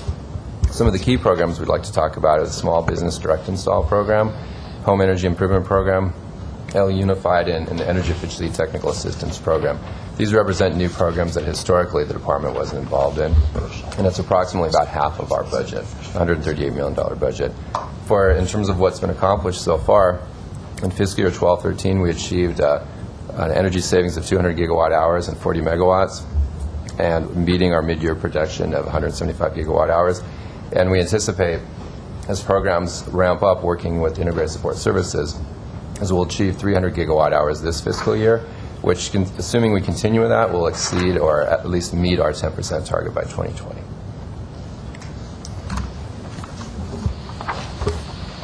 That's it. I'll turn it over then to the water system. Can I just ask a quick question? Yep. On energy efficiency, that's basically conservation. Correct. So how does the money get spent? What do we, just big ticket items, what do we actually spend the money on? Well, for these right here, for Small Business Direct Install, and again, the numbers are being ramped up, but the budget's around $36 million. These are for doing improvements at A1 customers right now, up to 30 kilowatts. We're looking at expanding that up to A2 customers, which we'd come back to you next year with, too. So far, we've completed about 2,500 businesses on that. For Home Energy Efficiency Program, it's been residential primarily. We're looking at about 1,000 homes completed so far. And again, we're ramping up the programs as we move forward. What do we do in these homes? It's really insulation, window, weather, stripping, sealing, just the typical home energy efficiency. And do we pay for it? The DOP pays for that, so that's correct. And then LA Unified, it's typical. Whatever we can do for efficiency improvements, lighting, possible controls we're looking at, anything that will reduce energy consumption. What we've seen is a number of schools had lights on in the middle of the night, and just basic controls to reduce the consumption. But the expenditures that occur are ours. They're not shared by the consumer. Not for small business or home energy efficiency. Okay. Commissioner, some of our programs are shared in their rebates and partial funding, so we are co-funding with our customers. As it turns out, we're going to, at our next board meeting, we're going to be presenting to you a summary of our programmatic expenditures and savings as part of a annual rate factor that goes in. So there's an actual approval you'll need to make on that. We'll be able to go through and have program by program what we've done, not in a lot of detail in there, unless you would like, but identifies what those programs are, what the expenditures have been, and what the savings have been on those. So what the energy efficiencies are achieved. Yeah, exactly. Okay, good. And there will be others in terms of refrigerator recycling, too, other programs that we'll be bringing to you next spring. So. Turning next to the water system, we have a similar chart that we saw for the power. It takes about $1.1 billion per year to produce, procure, and deliver water to our customers. And looking at the major components of the budget, Here we have about $27 million for purchased water. That is the most volatile aspect of our revenue requirement each year, depending on the production in the Eastern Sierra. If it's low, we'll have to purchase more water, and in fact, that's been the case for the past couple of years. If we have a good year, this slice will be relatively smaller. The next couple of slices, again, relate to our capital budget, repayment of debt, essentially, for borrowings that we did in the past to procure our assets. Here we have the labor costs that comprise the revenue requirement. It's about 25% on the power side. It's about 22% on the water side. We have all the other operating costs here, such as chemicals, supplies, third-party contracts, property tax. That's about 18% of the budget. And then finally, we have net income, which, again, it's kind of a surplus that's used to fund the capital program in a given year. So that's a high-level overview. And again, just looking at how things have changed, you see we had the approved budget last year of about $1 billion. Actual costs were a bit higher, and again, it was that purchased water, which again is the most volatile piece. We had a dry year, so that was quite a bit higher than we had planned. And going into 2013-14, we anticipated there would be further increases in purchased water expenses because of the second dry year in a row. The next slide just looks at the numeric figures behind the information we just reviewed, so I won't spend too much time on this. Again, just point out that the capital budget at the bottom, that's funded generally over time through debt service, and in 12-13 we underspent. A lot of projects didn't get completed at the pace we had hoped for, so a lot of that work will be done in the current fiscal year. And with that, again, I'm going to turn it to Jim McDaniel to delve into the programs. Okay. So you can see the key programs that we have listed here: the Safe Drinking Water Program, our Water Infrastructure Program, local water supply, and then we've also included regulatory compliance associated with Owens Valley, since that's a rather large and somewhat controversial project. As far as the percentages or how the key programs affect, you can see that the capital budget is primarily driven by these key programs. It's the vast majority of the capital budget. Our O&M budget's split about half and half between the two. We don't allocate purchased water to special programs, so that's really kind of a meaningless pie graph there. Oops. What did I just do wrong? What did I do? It's the red one. Oh, the red one. Oh, okay. Press this one. Oh, no, I'm trying to go forward. Yeah, this one, yeah.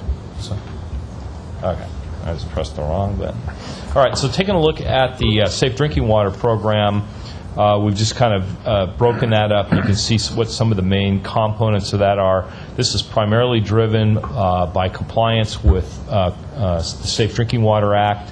The two key rules of the Safe Drinking Water Act are the Surface Water Treatment Rule and the Disinfection Byproducts Rule. And those rules require us to cover our open reservoirs and change the disinfectant that we use in the distribution system from free chlorine to chloramines to be able to control the byproducts of disinfection.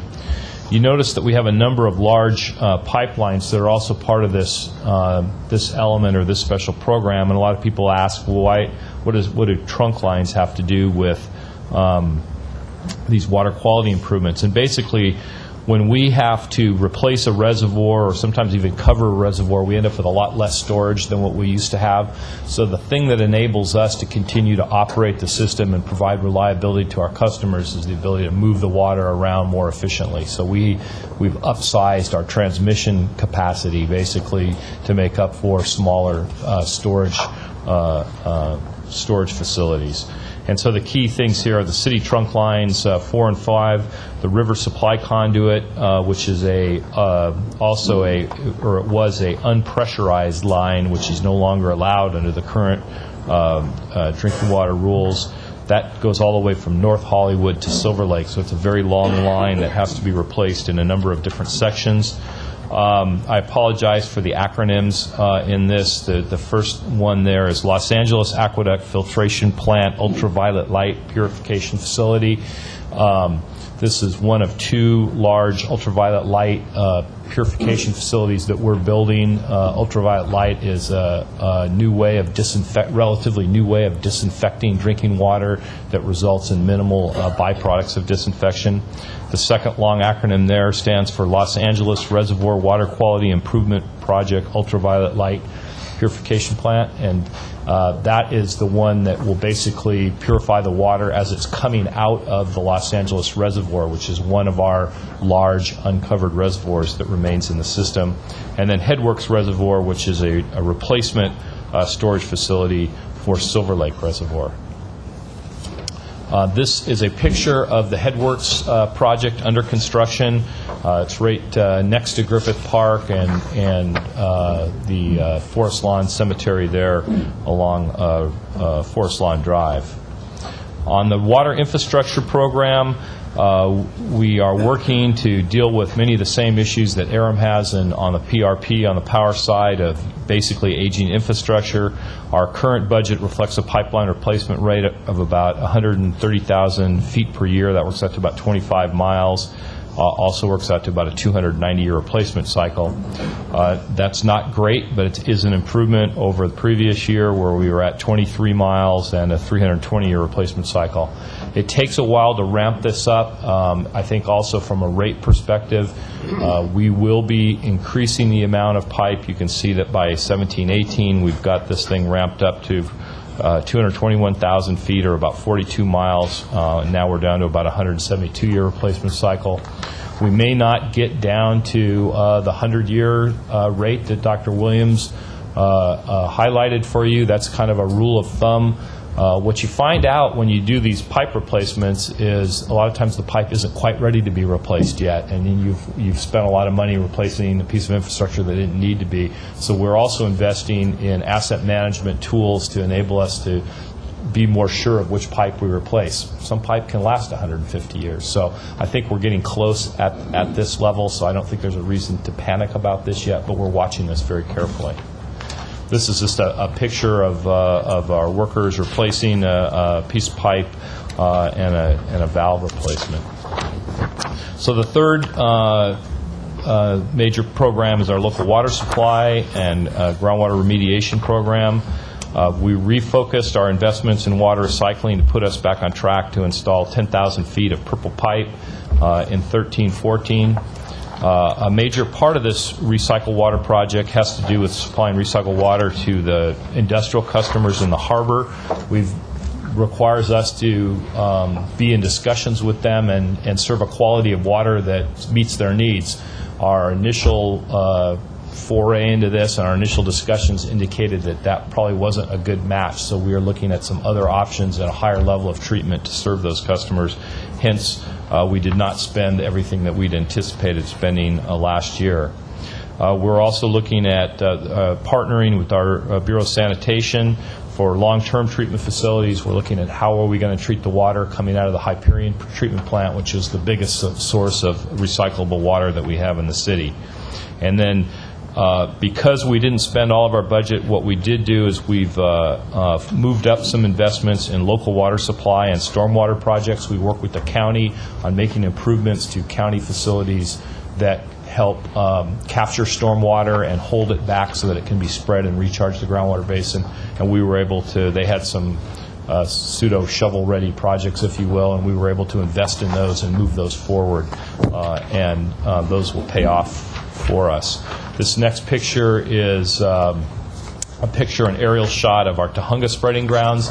This is the DWP-owned spreading ground in the San Fernando Basin. It's operated by LA County. We'll be doing some major work here to rebuild this facility, significantly increase its capacity, and that work will be starting next fall, I believe, fall of 2014.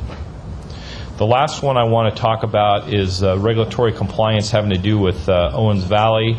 Our proposed budget for 13-14 reflects delays of our Phase 7A project. We ran into some issues there with archaeological resources that were found in the project area.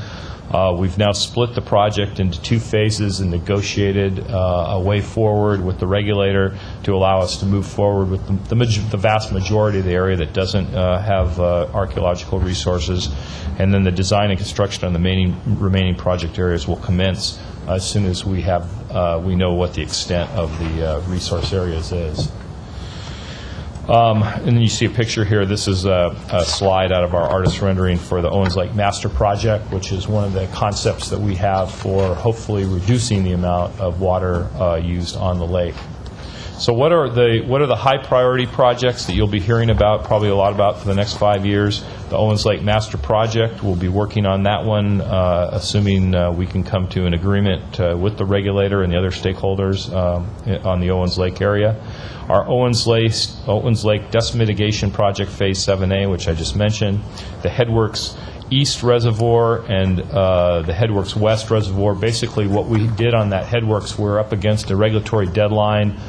We ran into some geotechnical issues on the west side of the site, so we bifurcated the project, and we're building the East Reservoir now so that we can remove Ivanhoe Reservoir from service on schedule, and then we'll go back and build the foundations that are necessary, and then we can build the West Reservoir.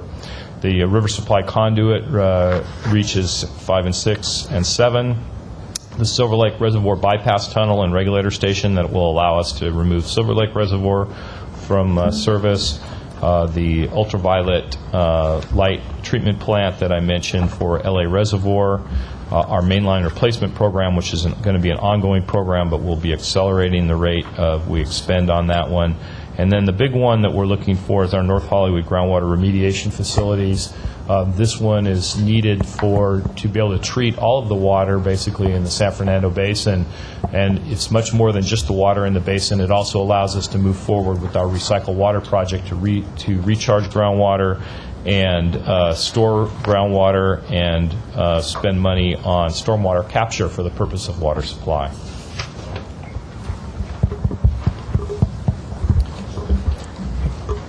Okay, we'll next turn it over to Campbell Hawkins to say a couple words about an important element of the 13-14 budget, which is improving the customer experience.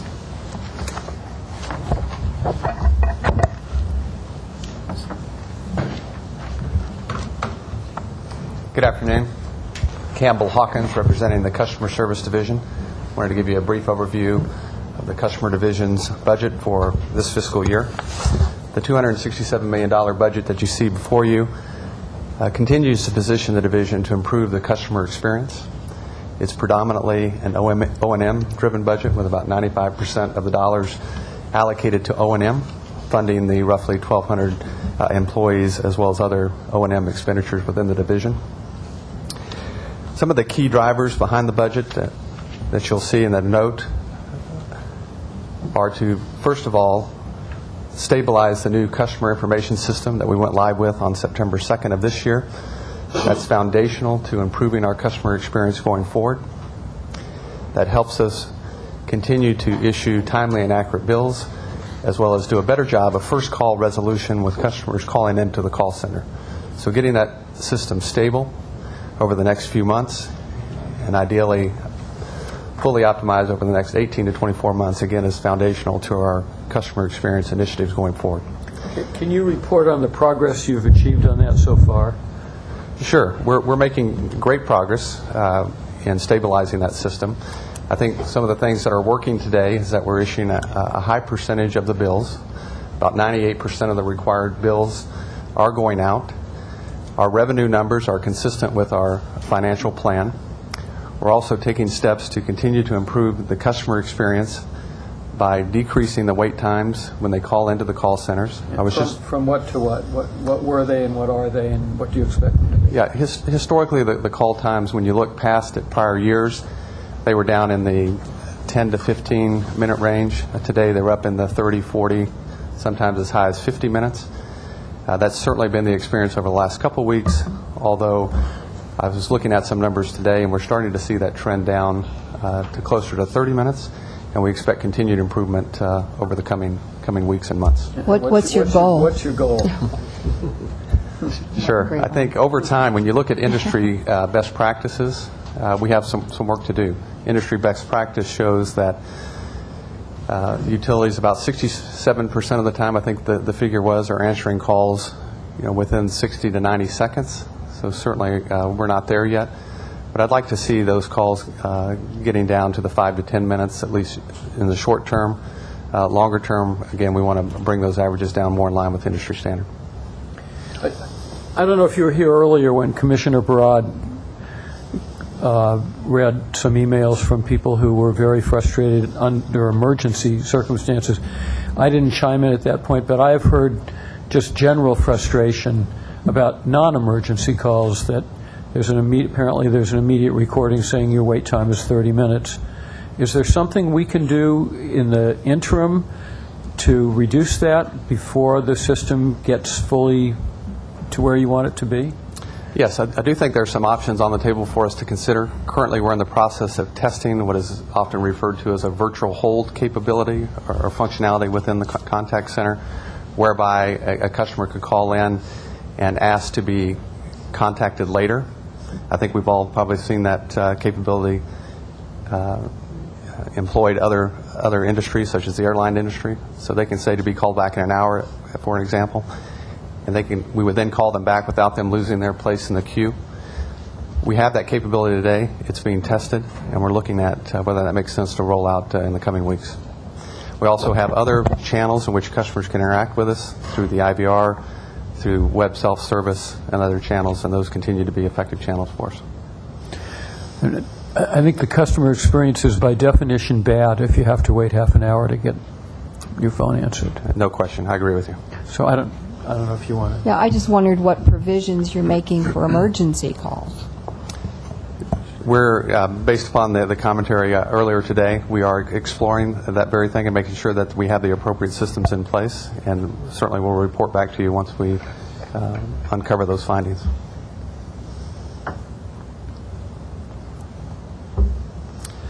Moving forward, once we get the system stable, certainly continue to improve upon our website, and our self-service capabilities is also instrumental in improving the customer experience. Some of the improvements that we're looking to make on ladwp.com is the ability to report outages online, as well as to receive updates online. We're also looking to just stabilize and harden the overall website so that we can continue to improve our uptime capabilities, our reliability and uptime percentages.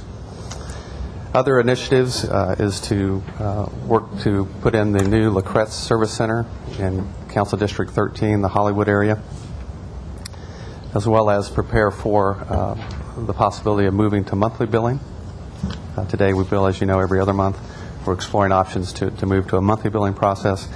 And then finally, again, in an effort to improve the customer experience, where in the past we had multiple call centers, one call center handling residential, another call center handling commercial and industrial customers.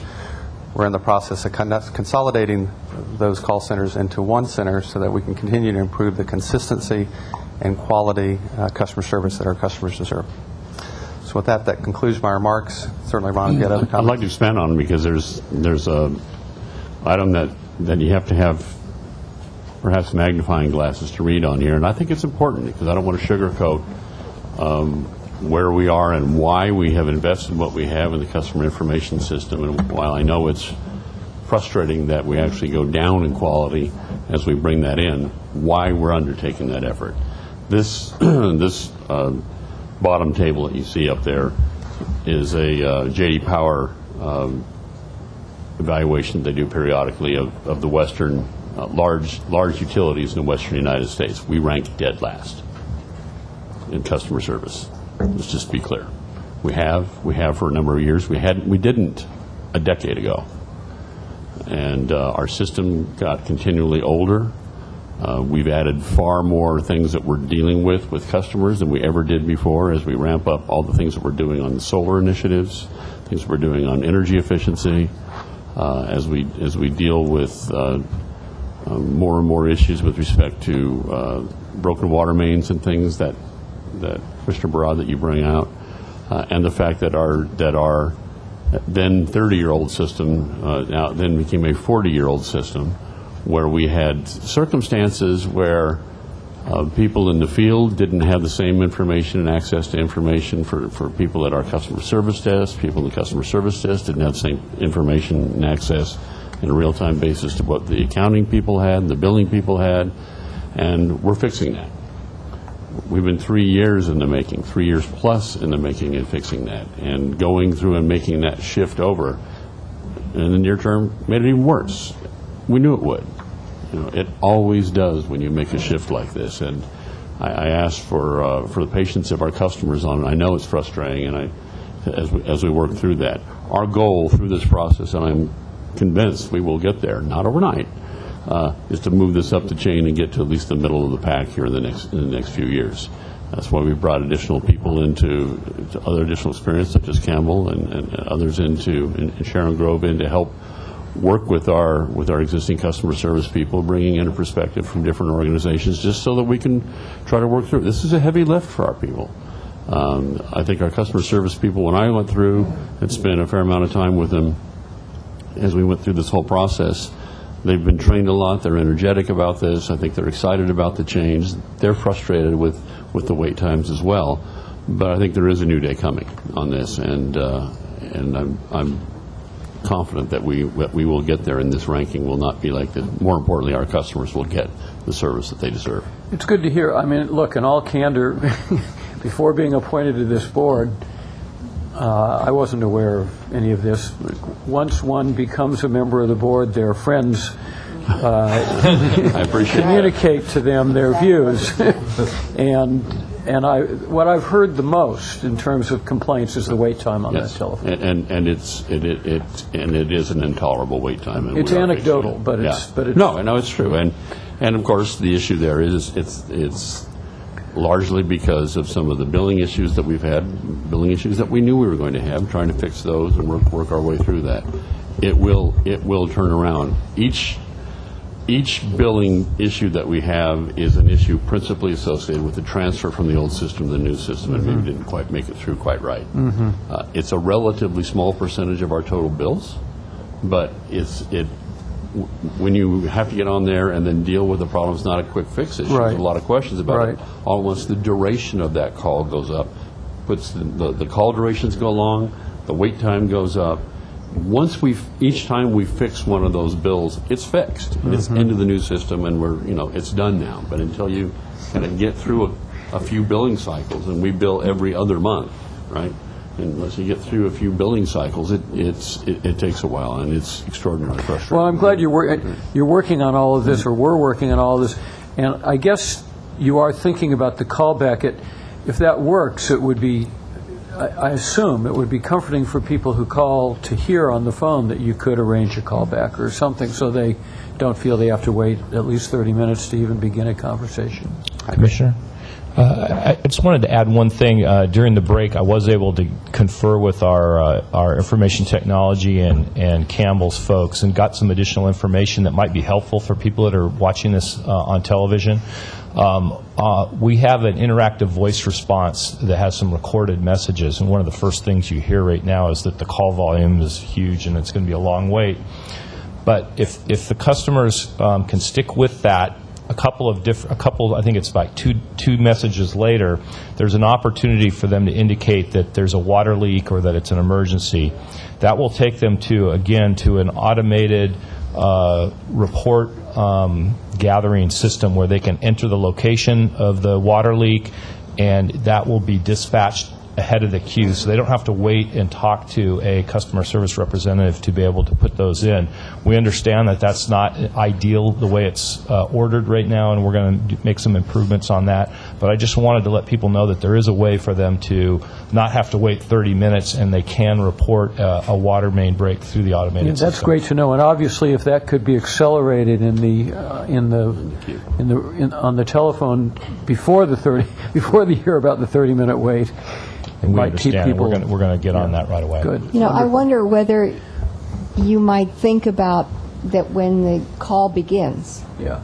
If this is an emergency, and then give them some kind of option, rather than make them go to the second or the third, to say, if this is an emergency, dial 1 or press 1 or something like that, to say, Because, when someone's power, if there's a power outage, or if there's a flooded street, that's an emergency.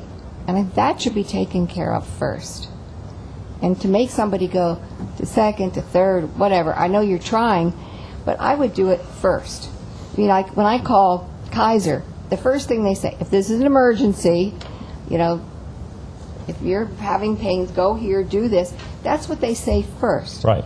And I think that would give people, like the people who wrote to me, that would make them feel a lot better. We agree. We heard you say that, and we're gonna make some changes and try to get it moved up, if not the very first thing, very near the top. Yeah, it's a priority. I think it's a priority. Got it. Yeah. So you hear more feedback from the board on the customer experience than on all these other items, which doesn't mean that we're less interested in the other items as well.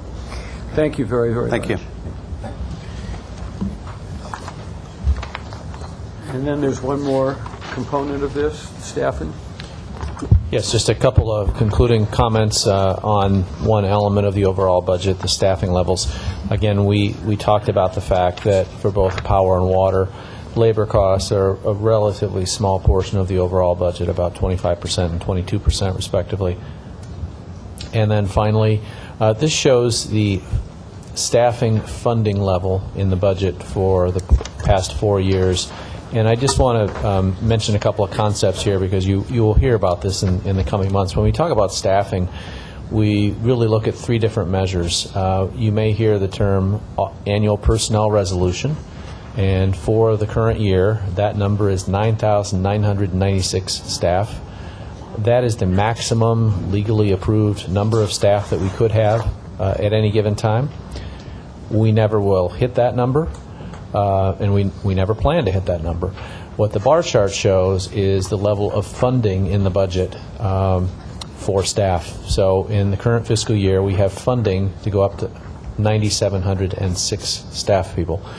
We are very unlikely to hit that number because we are having a difficulty keeping up even with the retirements that we're facing. So then you come to the third number, which is how many people are actually on board. And that number, for about the past year, has been at about the 8,800 level. So when you hear staffing, there's really those 3 numbers. So one question you might have is, well, why are we funded at a higher level of staff than we're actually at? And in a situation like that, we need to get the work done, and typically what happens is if we can't get to the level of staffing we anticipated, you're going to have to work existing people more, and you'll be paying them some overtime, and you might be spending some of these funds on contractors. So that's just kind of an indication of the staffing levels that are contained in the budgets for the current and past years. Question, Bill. What percentage do you think of your staff gets overtime? Is there Well, a way to figure that? by system, in the power system, it's running, I would guess, about 20% overall, where overtime costs are about 20% of the overall power system labor budget.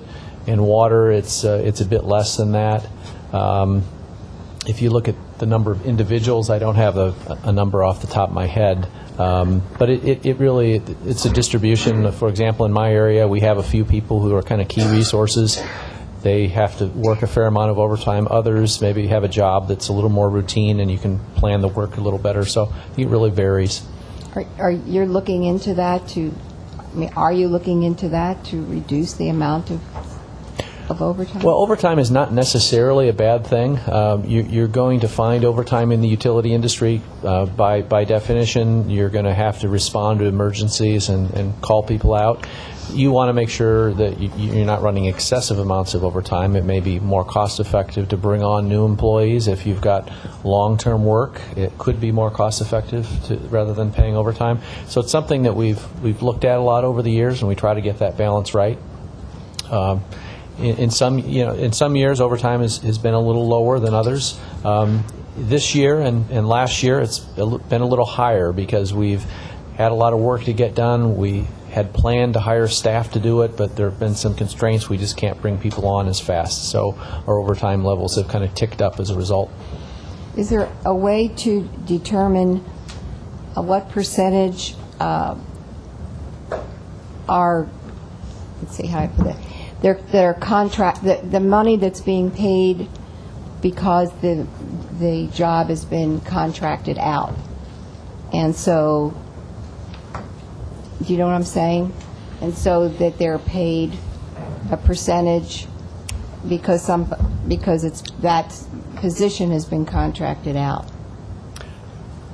I think you may be referring to one of the provisions in our memorandums of understanding that require a certain payment of overtime to staff who are affected by contracting out. Yeah.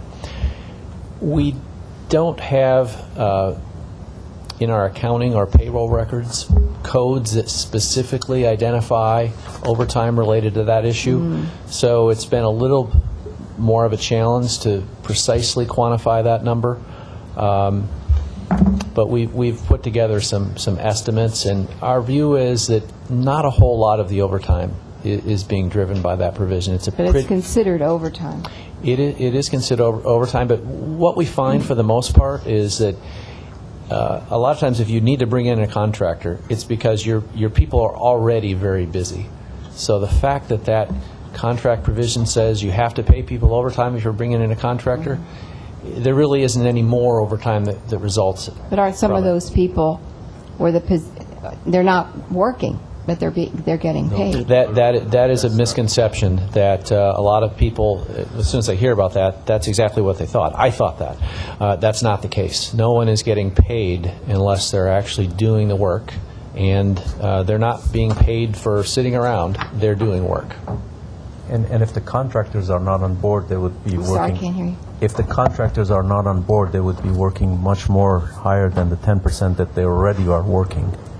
So that's the MOU provision that we use our staff to work 10% overtime before we bring a contractor on board, and that's above and beyond the 10% that they already are working.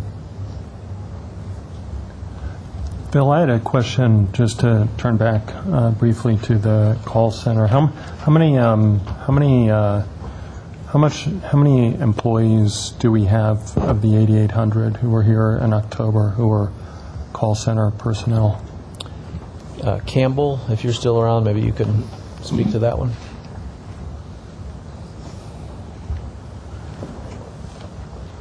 Budgeted positions are roughly about 250 customer service representatives. And if we doubled that number, then how low could we get the response time? Certainly it would improve. I haven't run the analytics on that just yet, but certainly can do that and report back to you. Thanks.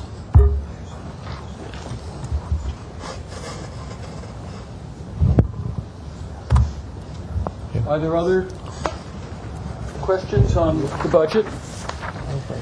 This is extremely helpful, and thank all of you very, very much. It's extremely helpful and obviously critically important, and I think we're just dipping our toes into the water. So, a little scary when we dive in. Thank you very much. Thanks for taking the time. Okay, we will go back to the items that are remaining in almost in the order that they're in. We're going to flip 24 and 25. We'll begin with item number 18, resolution approving the Los Angeles DWP energy efficiency savings for energy cost adjustment calculation. Okay, Phil Leiber, I'll say just a couple of words about this, and then we have Mr. Peltola and Mr. Sedlicek who can answer more detailed questions. This is one of the more complex issues that we're confronting you with. We apologize for that. But one of the provisions of our rate structure is that we have the ability to recover some revenue losses that can come about from the energy efficiency program. We consciously go out and subsidize energy efficiency measures that reduce energy consumption, which is a good thing. However, there is kind of one downside to that, which is when we lose a kilowatt hour of sales, we lose not only the variable component of that cost, but we lose a contribution to our fixed costs. And with that, we lose some revenue that would otherwise need to be made up by other customers. To ensure that utilities aren't conflicted in this, we want to ensure that we actually go out and make a full effort to achieve these energy efficiency savings. There's an automatic mechanism built in our rate structure that allows us to recover some of those fixed costs. So we go out, we do energy efficiency program implementation, as Mr. Sedlicek mentioned. We achieve certain volumes, and there's an automatic mechanism that we can recover some of those lost fixed revenues. This resolution in front of you today acknowledges the energy efficiency program goals and achievements that were met in the last fiscal year, and accordingly automatically collects that revenue as part of one of our rate components. I'm not sure I follow. What is the automatic mechanism, and where does the revenue come from? So there was a diagram on the front page, or actually on page 2 of the board memo, that shows the different components of the rate structure for the power system. And this memorandum actually showed 2 separate calculations, because these revenues are actually recovered through 2 separate components of the rate structure. And you might ask, well, why did we choose to do that? This is just one of the complications of our existing rate structure. Ultimately, we'd like to simplify it, but this is the way it stands at the moment. The resolution is actually asking you to adopt an energy efficiency achievement of 130.5 million kilowatt hours for the last fiscal year, and that would be recovered through the capped ECAF component of our rate structure, which is kind of shown in the dotted line at the bottom of the chart. Can you explain the chart? The chart shows the different charges or rates that make up our overall collections to fund the revenue requirement. The dark part at the bottom shows the rate structures that was in place through November of 2010. Consisted really of 4 items: the ECAF to recover kind of the fuel and energy costs, a base rate, a reliability cost adjustment, and then an electric subsidy adjustment. Starting last fall, there were some new rate categories that were added that largely mirrored those existing categories, but they broke out one of the components in a little bit more detail. So the ECAF was broken into 3 pieces to provide a little more transparency as to where those dollars were going. So there's now a variable energy adjustment, variable renewable portfolio standard energy, and a capped renewable portfolio standard energy adjustment factor. And again, this energy efficiency savings mechanism recovers some of the lost fixed costs in the top portion, the variable energy adjustment, and in the old capped ECAF. And how does it do it? Where does the money come from? It does it by taking that volume savings, 130.5 million kilowatt hours, applies a rate of 5.5 cents per kilowatt hour, and essentially collects it from the customers.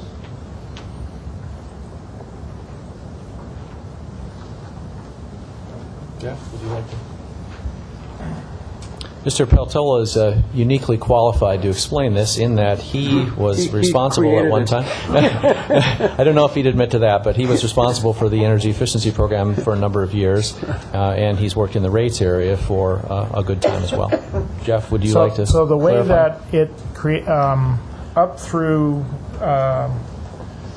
November of 2010, what the mechanism did is it looked at how much energy savings we had through the energy efficiency program. I think you asked a very good question earlier to Mark about what the programs were, and you can see actually that Table 1 shows each of the different programs from 2006 forward and how much energy we save. Okay. So the mechanism that we had back in 2010 was you looked at that amount of savings, and for each savings we charge our customers 5.5 cents per kilowatt hour for each one of those savings. That was approximately the fixed part of the rate that we were not recovering because of that energy efficiency program. So that 5.5 cents made DWP whole, and again, then that would drive overall revenue requirement down, which is a good thing, but it would also make DWP whole at that mechanism with 5.5 cents.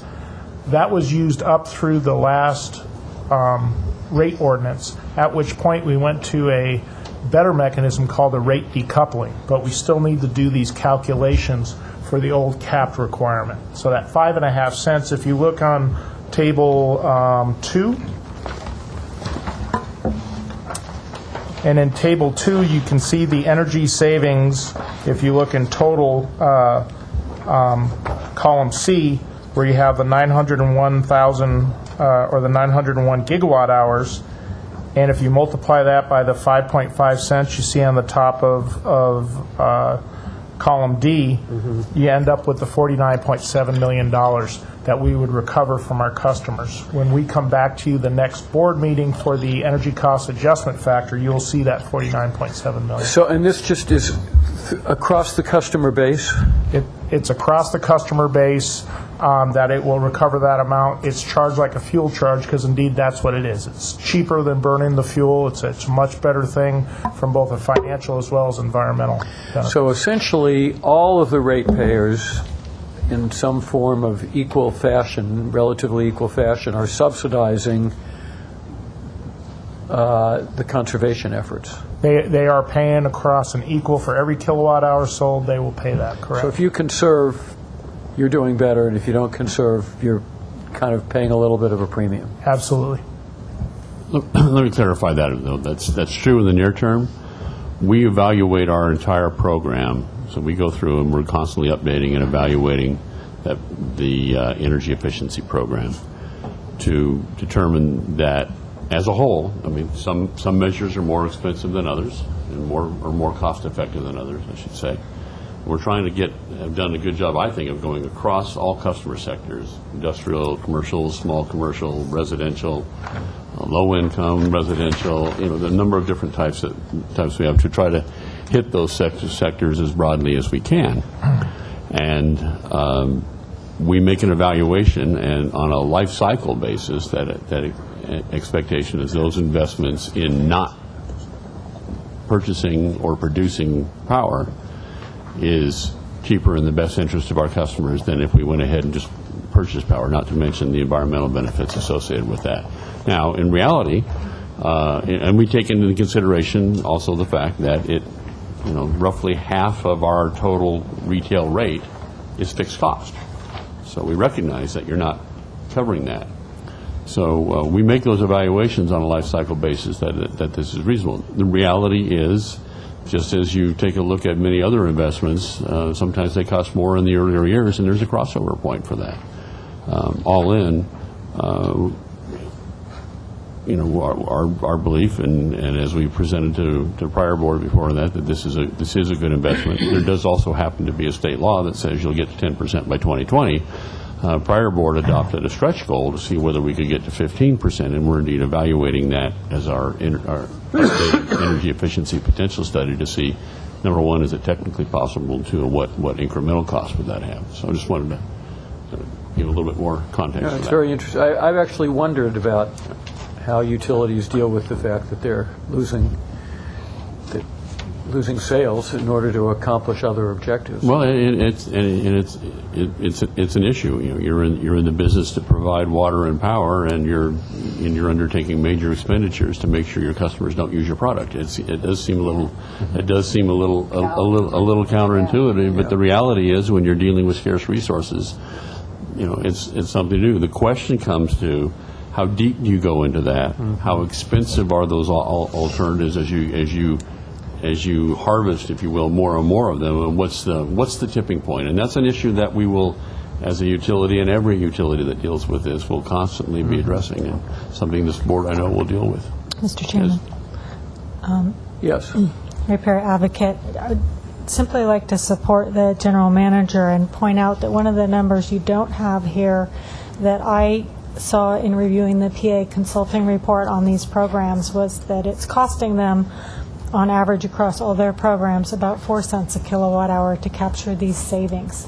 And if you'll notice the value here, 5.5 cents, it's that difference that's being managed between what it costs you to save a kilowatt hour and the fixed cost revenue that you lose. And you'll notice that that's a relatively small gap.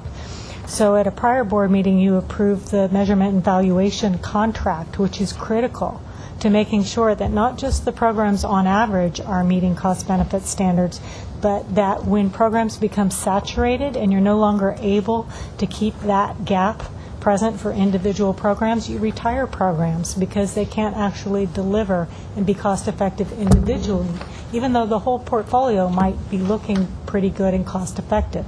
And a lot of times in this area, when you increase your spending dramatically, it is very hard to roll out new programs quickly, and your team has done an excellent job of that. But the measurement and evaluation is just crucial to making sure that the whole thing doesn't go off the rails just as quickly. And that's because these programs saturate and your gap closes, and then you end up spending more than you're saving. And it really takes a lot of diligence to make sure that that doesn't happen on an individual program level. So that's part of what goes on kind of deeper in the weeds than maybe is appropriate at this juncture, but I thought I'd share. Well, it's useful to know. Thank you. Other comments or questions on this item? Now, you're seeking the resolution approving this at this time. Is correct. Is there a motion? I so move.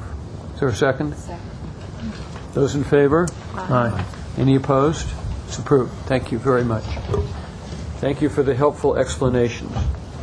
Item number 19. Bid number 487R1 to furnish and deliver solar photovoltaic modules and materials. Award to Ecolectrics LLC for a total amount not to exceed $19,861,995 for a term of 1 year with 2 optional 1-year periods. Gentlemen. Hello, I'm Marvin Moon, Director of Power System Engineering. As the department moves closer to more renewables, one of our solar programs is utility-built solar. These are installations that are done on city property, on city-owned land, on rooftops, on top of tanks, and so on.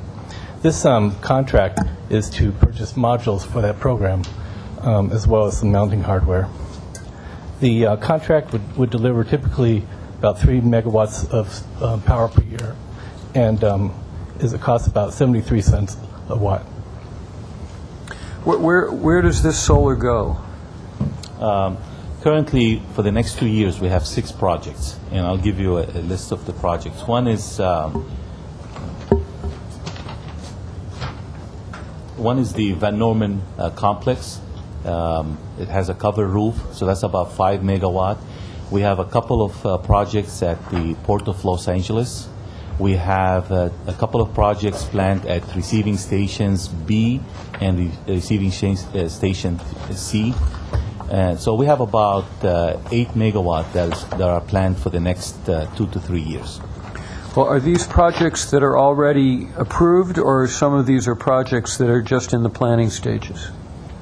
Well, this contract, what we call 3-digit on an as-needed basis, as soon as what we call the construction work packages are complete, then we're ready to order the material, and then we start the construction of the projects. All these projects will be built by in-house construction crews. But we don't order the material until the projects are ready for them? Until the project is approved. Okay. Commissioner Barad? Okay. Public libraries. Do you choose which ones? Are you doing all the public libraries? Go ahead. No. Our planning group has a list of all the projects in the city, the potential projects, and they prioritize these lists based on economics and size and so on. And so those lists are provided to engineering. We've done a couple libraries, but that's a little lower on the list because the roofs are generally kind of small. Because they're what? They're kind of small. What about the ones that are in the hotter areas. Wouldn't they be more likely to benefit from something like this? Well, whether it's hot or not, obviously in the hotter areas, the air conditioning load would be higher. Right, The that's output what I from mean. the output from the system would be the same for a given size. Wouldn't it? But I thought that the solar panels reduce the amount of air conditioning that you would need. This energy goes directly to the department, so the building still is independent of the air conditioning. It's almost like it goes directly into our system. Okay, so It doesn't offset the meter on the Oh, the it building. doesn't? No. Okay. Another question. I noticed that the minimum expenditure is like 1.3 million, but the estimated is over half of, is 5 million and something. Why the big difference between those two numbers from the minimum expenditure to the estimated? Okay. Again, this is what we call a price and time 3-digit contract. And what we have is we have 1 year, the original period, and we have an estimated expenditure that's considered the 100%. And we do have a guarantee expenditure only for the first year for 25%. So, based on the projects that we listed, if we just do a couple of these projects, even the small one, that we meet the guaranteed minimum. So 25% is just the standard for our 3-digit price and time contracts. 25% for the original period, and there's zero guarantee for the second optional period or the third optional period. And that's why you see 0-0 for the next one, first and second. Oh, yes, okay. Yes. So how likely would it be that you would actually spend that 5 million and change? It depends if these projects get approved. Right now, like I said, we have 6. Previously, we had a contract similar to this one that expired a year ago, and we only spent a little amount of money because we had another type of a project where we built the Pine Tree Solar, we built Adelanto Solar, and these were very large projects, about 10 megawatt each, so we didn't need to use the materials under this specific contract. But right now we don't have that type of RFPs or projects, so we're going to plan to use these, like Marv was saying, utility-built solar. Right, so then the first line, the expenditures, that's for a year? That's the estimated at 100%, and also a standard is in case we need more, we can bring it up to 125%. Again, it's not a guarantee. That's what the see, next. That's the maximum. 6. Okay. That's the maximum. But yes. That's over what duration? Like 12 months. Yes, that's a over year. 12 months. Okay, so then, and the contract total is 19 million. So that's over 3 years. Correct. Right. Yes. Mr. President. Yes. So a couple questions. If you look at page 2 and 3 of the document, yes. So it's a couple points here. One, it's a little confusing because even like Ecoelectrics submits a thing, you turn it down. They submit another one, they turn it down. I don't see the affirmative one at the end. It just seems lots of ones where you say they're non-responsive, therefore we can't do it, so and so. So anyway, that seemed a little convoluted. At least the writing of it did. The good news was that there seemed to be lots of firms who were very interested in doing this work, even if they didn't quite get it right this time. And I wonder what you all are doing in terms of outreach or education, working with these firms and others, maybe who didn't submit, so that the next time you put something like this out to bid, they'll do a better job of actually submitting one that you could approve. Because their numbers were actually substantially lower than the one that you go with in the end, but they have flaws. So I'm wondering what the plan is to work with these entities and others so we can actually get cheaper bids in the future. The first bidder really did a clerical error. You can see they submitted a $5.1 million over 3 years. So they were contacted and they wanted to withdraw their bid. So they did a mistake. The other bidders were not substantially, but quite a bit. So what Ecoelectric did is they said, we have this system. We want you to consider this system. But our spec is very clear, and if it's a roof-mounted solar panel, it has to be approved by the department, by LA Building and Safety. And they have to be what we call anchor post for seismic qualifications. So they says, we're willing to give you ballast trays. Well, we use balustrades, but we use them on ground mounted. And we're buying that. If you can see, we're buying item 1 is only for solar modules. Item 2, 3, 4, it depends on the type of installation. So everybody took exceptions to the specifications, and the way we educate them, and I think the director of supply chain is here, everyone receives a letter why we're awarding away, what exceptions, and they can be, follow up with a phone call. And also supply chain does what we call responsive, non-responsiveness sessions. They do that twice a month to educate our bidders that they do need to meet the requirement of the specifications. I also want to add that this contract is a rebid, as it says in the document here, and it was based on the contractors were bidding things that just didn't meet what we asked for. So we reached out to them, worked with them, revised the spec, and went out again to try to get more bidders. Gwen Williams, Director of Supply Chain Services. As Bassam stated correctly, when we have vendors such as these that seem confused about our bidding process, we actually are following it up with phone calls. When they're making mistakes, I'm having our staff make phone calls to the principal of the company, asking them how did they make the mistake. Because we do offer the bid responsiveness workshops every other Friday. We've had our last one recently because of the holidays. We'll recommence them at the first of the year, but that's what happens. Is sometimes, even though we've offered this, we send it out by email saying these sessions are available so we can walk you through the system before you submit a bid so that you understand what our requirements are. Everybody doesn't take advantage of that. Are those bid responsiveness sessions, are those subject matter specific, or is it for anybody who's doing any kind of bid? So it's for anybody that's doing anything. So I wonder, though, on something like this where it wasn't like you had one other potential bidder, but you've got a whole host of them, whether it's worth taking some special time with the folks, not just the procurement folks, but the folks who really specialize in this area. We do that sometimes, like on a couple of our solicitations where we knew we were going to have a lot of vendors that were interested. We had specific workshops just for that particular bid so that we could bring them in. We were concerned about getting responsive bids, and we brought them all in on a specific session just for them to go over the requirements of the solicitation so that they could be successful. Okay. Mr. Chair. Yes. The price, I believe you gave was 73 cents a watt? For the first year, and it drops to 70 cents in the third year. So this is pretty far below market prices, so on a risk-adjusted basis, this falls into the category of almost too good to be true. Most of the risk will get managed in the actual nitty-gritty terms and conditions of the warranties and liabilities that are associated with the procurement.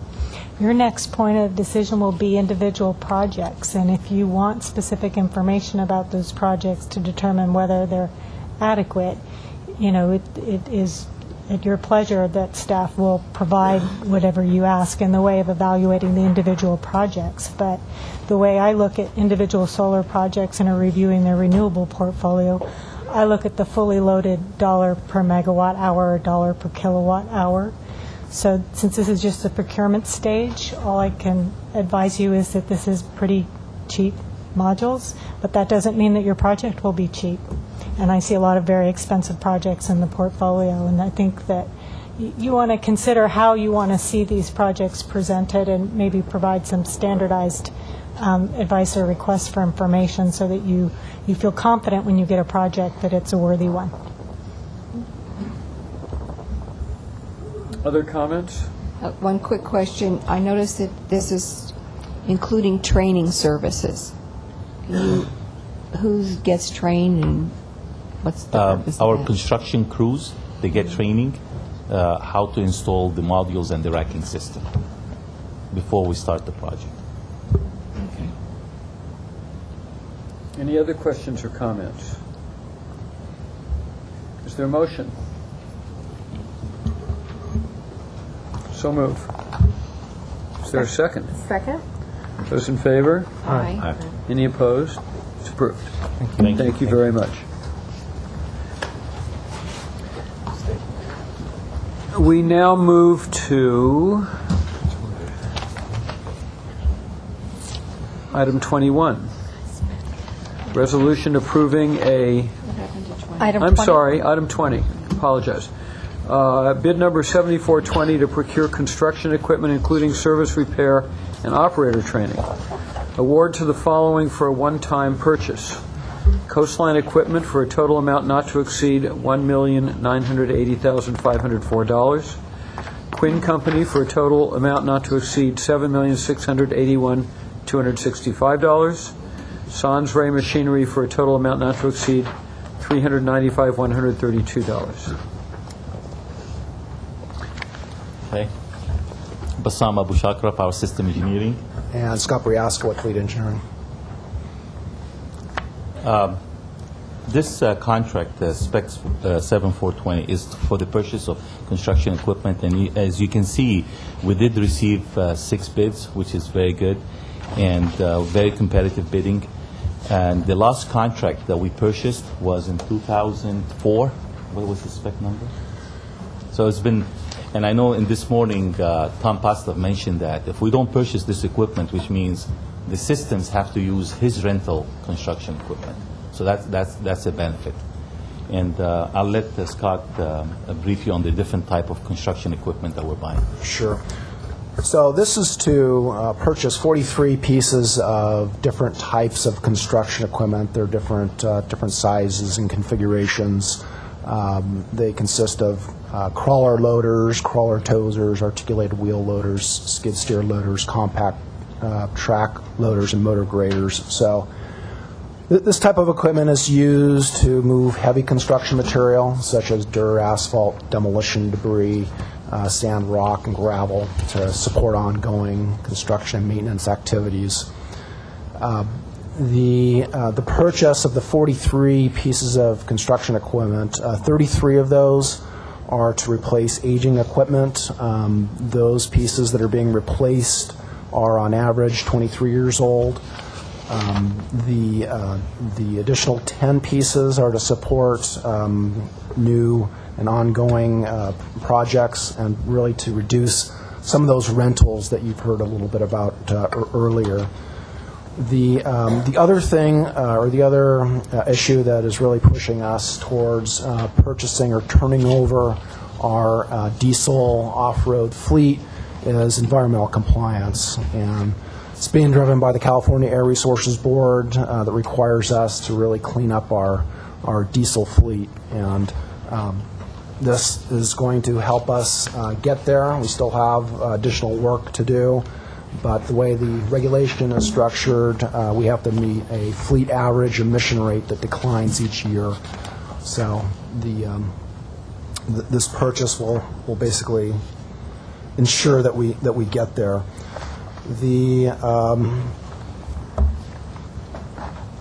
As Bassam mentioned, the last time we purchased equipment of this nature was back in 2004. We purchased 17 articulated wheel loaders, and this was a competitive process, and we did get we got a number of bidders for each of the different groups. So we're pretty happy with the response that we received. Questions, comments? What happens to the vehicles that are retired? Are they sold at auction? Do we get a rebate on, delivering those cars and buying new ones? What's the arrangement right now? They are sold at auction. So when the unit is replaced, it goes to our salvage yard, and then we do have periodically we have auctions, and the equipment is sold. And just out of curiosity, what kind of dollars does that translate to, and where does that money go to? I believe the money comes back to the general fund. I would have to get back to you on the cost. It kind of differs depending on the type of equipment, as far as what the value is. Obviously, the age of the equipment, and the condition it's in. I'm more familiar when we salvage, the high dollar items for like transformers and cables. And, like a couple of years ago, it was about $9 million. So it comes back to the respective systems. So if it goes to what we call our, there's a salvage yard. I think they have another one. I Lou is not here, but there's a name for it. They don't call it anymore salvage, something like inventory or... So they handle a lot of our salvage. And they do spot, almost like an auction, or they turn it over to auction companies to deal with us. But we make sure that the money comes back to the respective systems. Okay. And how is it decided which vehicles will be retired? Is it based solely on mileage, or how did you decide on these particular vehicles that are going to be replaced? So it is typically it's decided on hours and condition and mileage. If a piece of equipment is very old and also needs some major repairs, obviously it's identified to be replaced. There's about 5 criteria, and they each get a weighted score. So it's not purely on age. So because some equipment are older than usual, but the hours of usage is not there. So we kind of put in the maintenance cost, the criticality of that equipment, the age, the safety factors, and whether it's worth repairing or replacing it. And they get a score, and based on that score, we draw the line on which ones are going to move into the replacement cycle. So it's not purely age or purely hours. Right. It kind of goes back to Mr. McDaniel's statement about certain pipes. When you start looking, some of the pipes still can last many more years. So I just want to make sure that just because a vehicle is a certain age or has a certain mileage, that we're just not assuming that it can't be used longer. Yeah, So. and the engineering has put in the basically the template of scoring ahead of time, so the users would value, for example, the reliability, for example, it would be scored higher, and that way they will consider the factors that it's important for them. Some of the machinery is stationary, and they might not need some of say, the long-term transmission or something that could be okay for them to take a risk because it's a stationary. So we take all those things into account, so it's not all weighed equally. Great, thank you. Any other comments? Is there a motion to approve? So moved. Second? Second? All in favor? Aye. Motion passes. Thank you. Next item on the agenda is item number 21, the water supply assessment for the Palladian Residences project. Gentlemen? Good afternoon, Commissioners. I'm David Pettyjohn. I'm the Director of Water Resources. With me today is DeLon Kwan. He leads our Water Resources Development Group. We're here today to address Board Action Item number 21, recommending your approval for a water supply assessment that we performed for the Hollywood Palladium Residences project. Since this is the first time a water supply assessment has come to your board, we thought that maybe a little information in the way of background on why these come to your board might be appropriate. Except for Commissioner Noonan, of course, who's seen many of these. State law requires that the CEQA lead agency obtain a water supply assessment from the water provider for any development that has an equivalent of 500 dwelling units of water use. In our analysis, we evaluate each development against our urban water management plan, which is the city's 25-year water supply plan. We did that for the Hollywood Palladium project, and the end product is the legal document you have before you today, which is in which we have determined that we will have adequate water supplies to serve this development project. These are fairly typical evaluations that we do for developers as they come to the department. We have a recommendation for you that in the future you may want to consider just having these as a consent agenda item. But we'll be happy to answer any questions you might have about this. Hey, go ahead. No, go ahead. Well, so I'm just curious what the 10,000 is based on what, and what does it really cost for you to provide the opinion? I mean, could this number actually be higher if we were trying to make some money? Yeah, it's been a while since we visited that cost that we charge the developers on this. Originally, we were doing it for free, and then as time went by, we decided we needed to charge for this service because we were spending so much staff time to do some of these. Some of them are more complicated than others. Some are fairly simple to do. So what we did is we looked at kind of an overall cost that we have for these in general, and that's where the last time we came up with the $10,000. How long ago was that, do you think? The last time the board adopted the $10,000 fee was back in 2008, and we've not revisited since that time. So I guess my only suggestion then would be, Mr. Nichols isn't here, but that for a future meeting, it'd be great to revisit that, because that number seems quite generous on your part, depending on the amount of staff time that's being spent on a project like this. Yeah, I agree, and we can provide that. So it'd be great if staff wanted to look into that, and then we could revisit that. That'd be terrific. Sure. Certainly. I had a... Does this require a motion? Yes. I actually had a question, anything related to stormwater I'll ask a question about, but how many acre feet are we infiltrating per year of stormwater that's being captured at the site? I noticed that, and are there any underground infiltration galleries to take in some of the impervious surface area that's running off at the site, or is it just the non-impervious surface area that's serving as infiltration?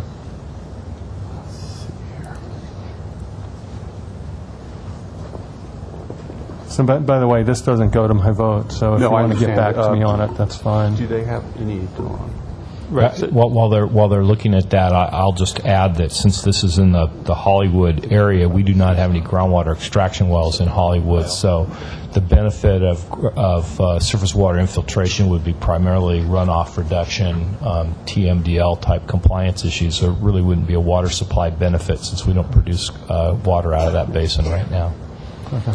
Thank you. Jim's correct. The applicant has committed to comply with the SUSUMP, the Standard Urban Stormwater Mitigation Plan, and implement the best management practices to do that. But it's about they have to catch the first 3/4 of an inch of. So it's more water quality driven than water resource driven. Correct. Okay, thank you. And they've also committed to also using biofiltration catch basin inserts and also catch basin screens on the proposed project.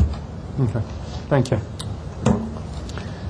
Other comments, questions on this item?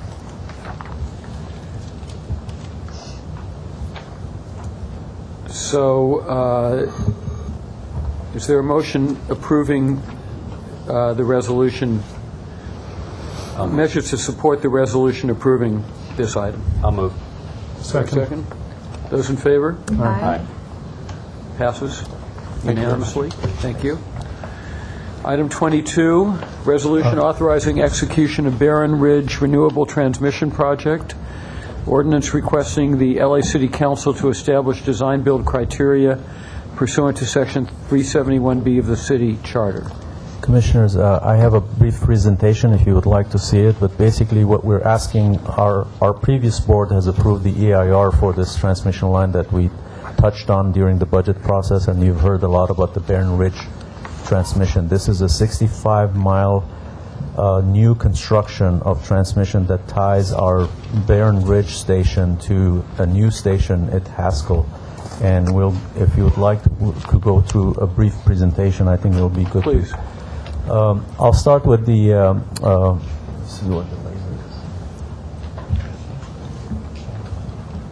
Thank you. I'll start with this map, and then we have a flyover kind of taking you from point A to point B that kind of shows the terrain that we're going to cross. So as I mentioned, this is a 65-mile transmission line that connects our Barron Ridge station to Haskell Station, which is at 65 miles south. So Barron Ridge is about 80 miles northwest of City of LA along the Highway 14 going towards Bishop. We have, as you know, we have the Beacon Solar Project, which is across the highway on this side. It's 250 megawatts of development that we are moving forward with. We also have Pine Tree existing wind farm that is producing electricity right now, and it's in our system, plus 10 megawatts of solar that is already in operations in the Pine Tree area. So we already have connection that comes to the Barron Ridge station and comes to our system on the existing transmission line. This proposal is a brand new 230,000 volt transmission line double circuit, which is going to take about 300 of these steel structures to be constructed, a brand new right-of-way being cut, and new paths being constructed, and access roads being completed all the way to the station.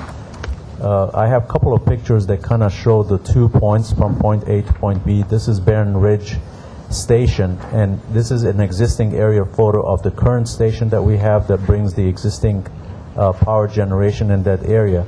But you could see the faint line around the west side of the station that kind of shows the new footprint of the expansion that we're going to go through to make sure that these are all positions ready to be constructed and ready to take on the 250 megawatts of solar that's going to be across the freeway constructed on our land. The next slide is the Haskell station, and this is existing station that also going to be expanded. The towers you see, these are the typical steel towers, about 320 of these structures that are going to be manufactured, and footings are going to be poured, and these structures will be erected from point A to point B with 2 circuits hanging off of the cross arms. As you see here, there's 3 electrical wires that are going to be hanging off of each of those, and those are the 230,000 volt circuits that are going to bring power to that. I'm going to just go back to the map. Just what we're asking our board to approve is for us to go to City Council and get an ordinance for design and constructing of this line. So this is not an approval of a contract. So once we get this contract out on the street to design and build, we will come back to the board with the final dollar amount. We're estimating about $307 million based on some benchmarks that we've had by consultants and third parties. But the actual price, once we get the bids out on the street and back, might vary based on the market conditions, and we will bring that to the board. But along with this project, we have several improvement projects to beef up the backbone of our system. Currently, we have a transmission, 230,000 volt transmission that connects Barron Ridge to our Rinaldi station in the valley. Part of the improvements that we're going to go through after we build this line is to reconductor the existing conductors that we have, which is not capable of carrying the additional megawatts that we're going to have on this line. This is a 1,900 megawatt capacity line that's going to connect these 2 points. So in order for us to have enough redundancy in our system, we have to increase the capacity of this existing line, and those are all contracts that are going to come to the board eventually to get these things done. We have one more part that we're going to add. Castaic Power Plant is about 13 miles away from Haskell Station. In order for us to increase the viability of adjusting the renewables as we bring in the wind and the solar, we have the pump storage capacity of the Castaic, which is close by, and we're going to put another connector between Castaic and the Haskell Station. So this whole area has a lot of remodeling going on, but the center of it is this line from point A to point B, which is our Barron Ridge transmission line that we're asking our board to approve for us to go to council and get a authorization to design and build this by a contractor. We have an aerial flyover, kind of gives you an idea of the different terrains that we're going to have to cross. This is a very rough terrain. Some areas are flat, but the majority of the line is going to come into some very rough terrain, and the cost per mile is about 4.7 million per mile, and that's a little on the high end compared to some of the benchmarks that we've seen with this construction, but we're kind of erring on the conservative side in giving the $307 million estimate on this. This is a little bit of the flat area as we move away from Barron Ridge. We're going towards Haskell on an aerial look at it. But I wanted to show you some of the rough terrains as we enter crossover. Here we start here.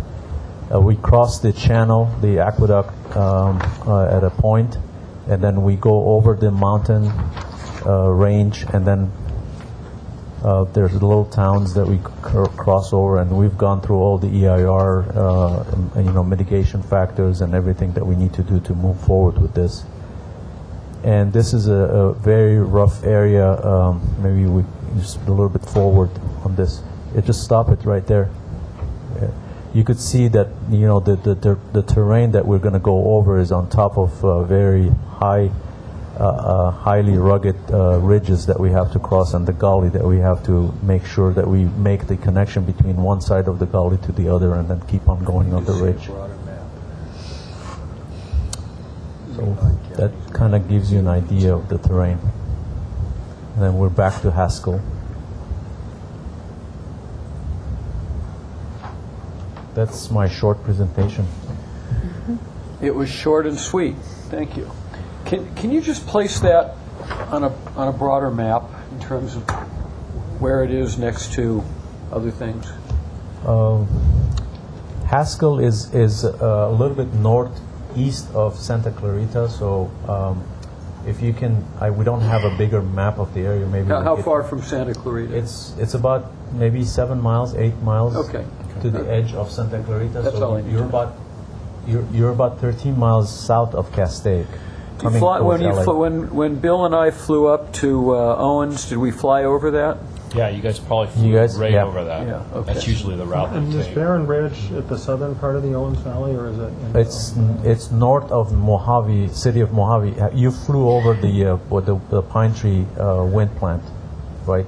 You saw the turbines? Yeah. Yes. Barren Ridge is right by the freeway Okay. on the 14 as you're going up. Okay. Flat. Okay. So it's almost... Put us in enough helicopter rides, we'll start knowing our way around these places.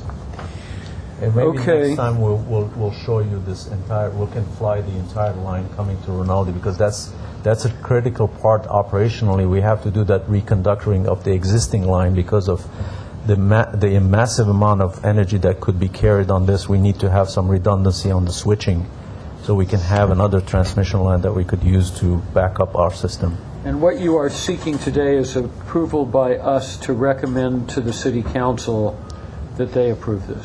They approve the ordinance for us to be able to go on the street and put the contract out. We're going to come back to our board when the bids are in, and we recommend an award to go ahead and design and construct this. So you're not seeking any that we're not action today? seeking that. We're just wanting to go to the owner. Just one question, Mr. President. Yeah. So what's the timeline on, we say yes today, this goes to council, what's the timeline on you putting the bid out and coming, how long do you think before you come back to us with the actual proposals? What's the... Lewis Team Power System Engineering. We're estimating to come back to you around June.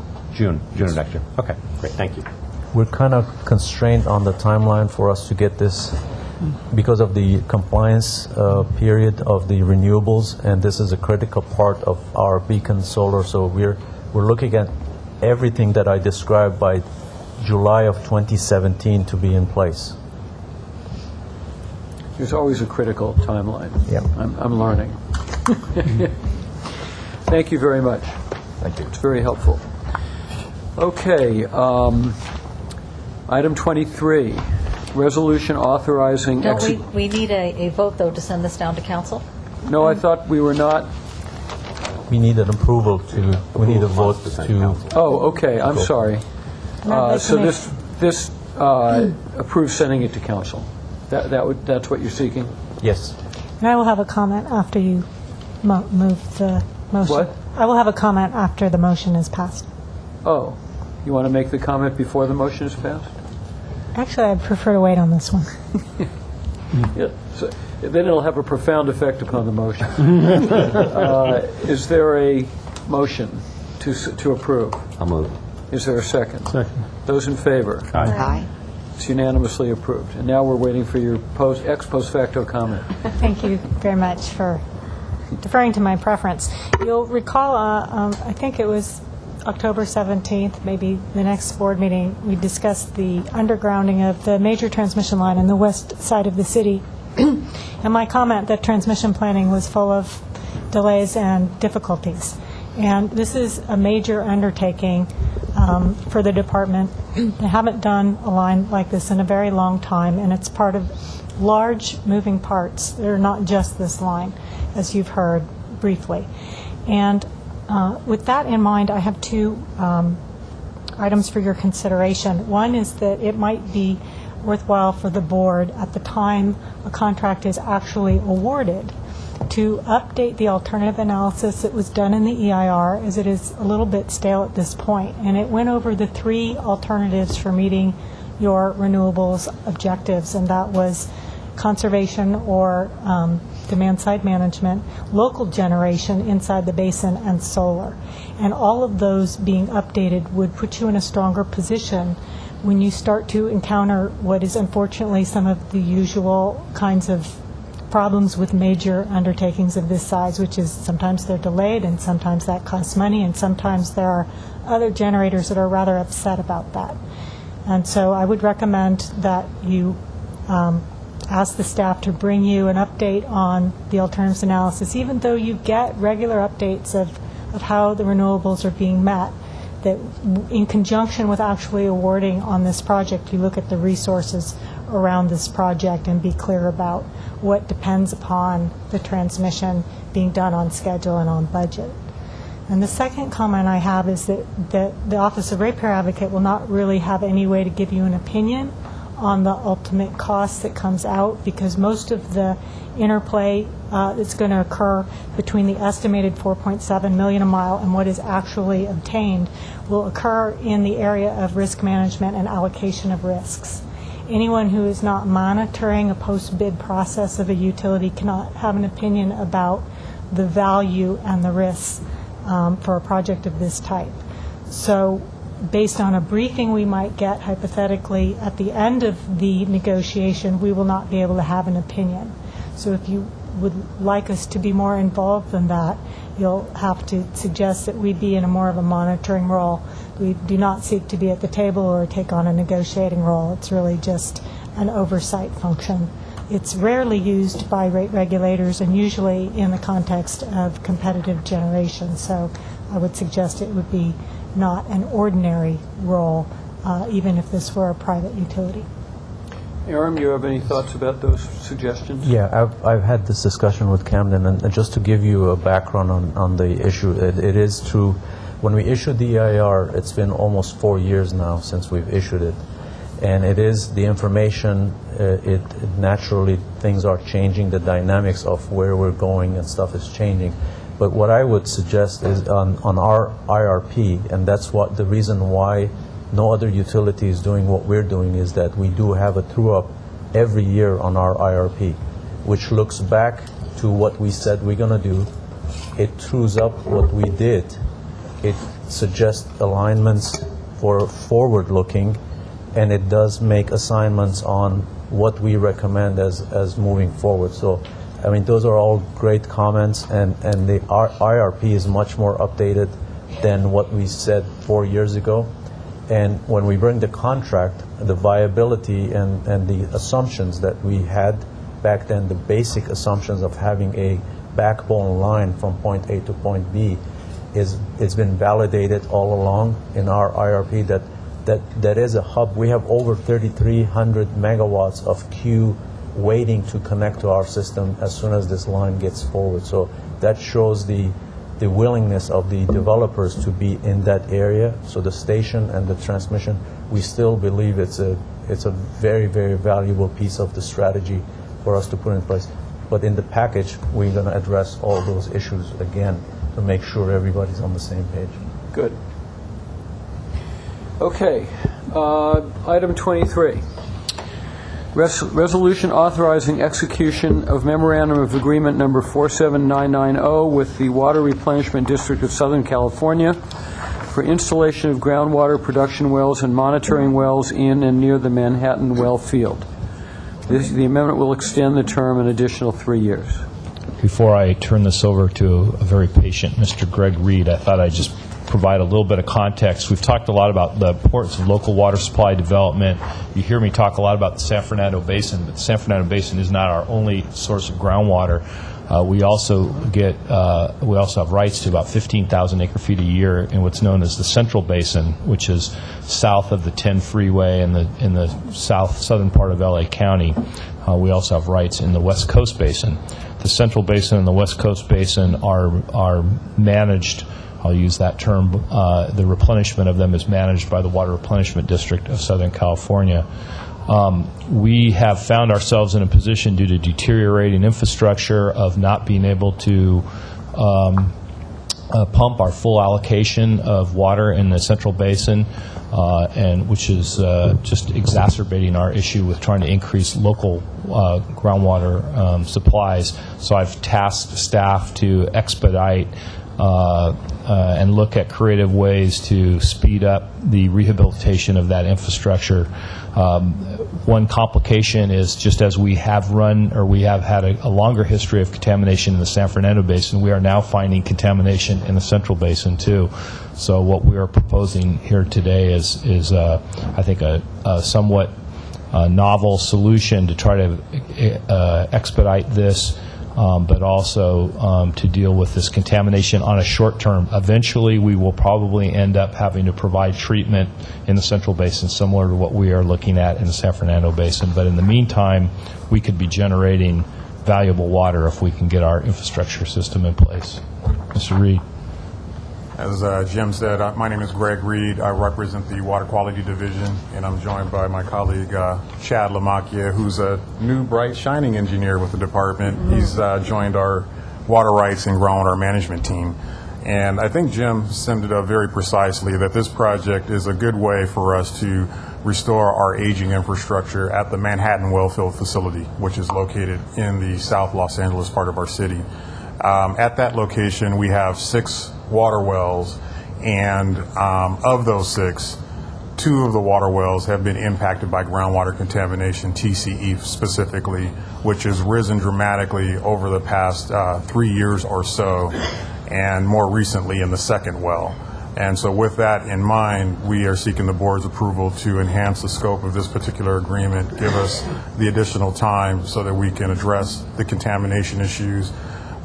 We plan to have monitoring wells installed so that we can evaluate the aquifers beneath the Manhattan Wellfield, identify the clean aquifers. Let me just back up for a second and say that the Central Basin has a multi-aquifer system, meaning that there's discrete water-bearing zones separated by clay lenses.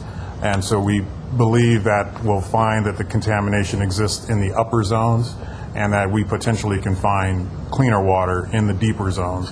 And so by installing our groundwater monitoring well, we'll be able to evaluate the feasibility of doing just that. And so should that be the case, we'll be able to proceed with installing supply wells within the Manhattan Wellfield, which should help us remove and close off those older wells, eliminate the TCE problem, and at a minimum buy us some time before we may need to implement full treatment at that wellfield. I had a couple of informational questions. So where exactly are these wells in South LA? They're located near the intersection of Western Avenue and Gage Street is the immediate major street nearby. If you're not familiar with where Gage is, it would be south. Yes. Okay. Yeah, it's near Slauson, I assume. Exactly. Yeah. So they're none east of the 10. They're mostly west of the, or 110. They're mostly west of the 110. Yeah. This particular well field is west of the 110 freeway. Mm-hmm. We do have a second well field in the Central Basin. It's called the 99th Street well field. Right. Near Watts? Near Watts, exactly. Okay. Where? And, I'm sorry? Where, like Central Avenue or where? I believe it's near Central Avenue. I don't know the precise location, but it is in the Watts community. Mm-hmm. And that particular well field does not have the similar problems that we're facing at the Manhattan well field with respect to groundwater contamination. And this water, Mr. McDaniel, would go just in the system, not just to the community, right? It goes into the system and it can be distributed widely throughout the system. The normal operating mode would be to serve it in the immediate area. The contamination in the shallow Beto zone that you talked about, yes. What would it be remediated by SVE or what? Well, we would evaluate the feasibility first of accessing cleaner water in the deeper aquifers. Mm-hmm. Should that not be a viable solution, or sometime down the road, we may need to implement granular activated carbon or perhaps aeration towers that are very effective at removing VOC, volatile organic compounds, such as the TCE that we see at this particular well field. Is there any other VOC besides TCE, like PCE or other daughter products like that? We have seen some minor trace of PCE from time to time, but it's not persistent and it's not at the levels that we're seeing for the TCE. The TCE for the two wells that we're talking about are currently exceeding the maximum contamination level set by the state. The MCL or primary or secondary MCL? Primary MCL is 5 for TCE, and we've seen in one of the wells we've seen 20, and in the other well I think it's been as high as about 9 or so. And so with that said, we're not able to operate those wells in combination with the other cleaner wells. And how deep is groundwater there? 140 feet, 100 feet? Let me tell you how deep our water wells are constructed. Actually, I know offhand. We have a couple wells that extend down to about 1,500 feet below ground, and those are the two wells that are very reliable. The wells that we're having problems with, those extend down about 800 feet below ground, and then we have some older wells that extend down around 500 feet or so. The first water, I believe, is reached at around between 20 and 50 feet below ground. But again, we have a multi-layer aquifer system, and so you have 6 distinct water-bearing zones that can provide groundwater. And perhaps the fact that the other two wells go as deeply as they do probably provide more blending capacity than the other wells that are shallower, down in the 800. And so you have a smaller percentage contribution from the shallow aquifer, and so they don't see as much of a concentration of TCE in the two good wells. Thank you. Other questions, comments? It's obviously an extremely important project. Yes. And thank Although you. modest to the Barron Reef project by comparison. They're both very important. We appreciate the briefing. Thank you. Let's see. Are we seeking... This is the extending the term for an additional 3 years. In the budget for up to $15.7 Right, million. and adding the additional $8 million in the budget. Exactly. Is there a motion? Second. Those in favor? Aye. Aye. Any opposed? Unanimously approved. Thank you very much. Thank you. Thank you, Commissioner. Thank you. Have a good evening. You too. Sorry to keep you so long. It's been my pleasure. That's very polite of you. Okay, we go to items 24 and 25. They're the last remaining items before we get to filed items and closed session. We're going to take these in reverse order. So first, the informational presentation and discussion of 1, establishment of Water and Power Active Employee Health Care Benefits Fund. 2, establishment of Tier 2 retiree health care benefit for DWP employees hired on or after January 1st, 2014. 3, approval of amendments to the MOU for 10 bargaining units represented by IBEW Local 18. Good afternoon. Thomas Simonovsky from Human Resources. Rose Garcia, Director of Labor Relations. John Monroe, I'm an actuary with the Siegel Company. And this presentation, as you said, is regarding item number 25. It is for informational purposes only. We are not asking for any approval today. We will be coming back in about 2 weeks at the board meeting on December 3rd to seek your approval on these items. Part of the reason why is because there is a government code requirement regarding the Tier 2 changes to the healthcare pension benefits.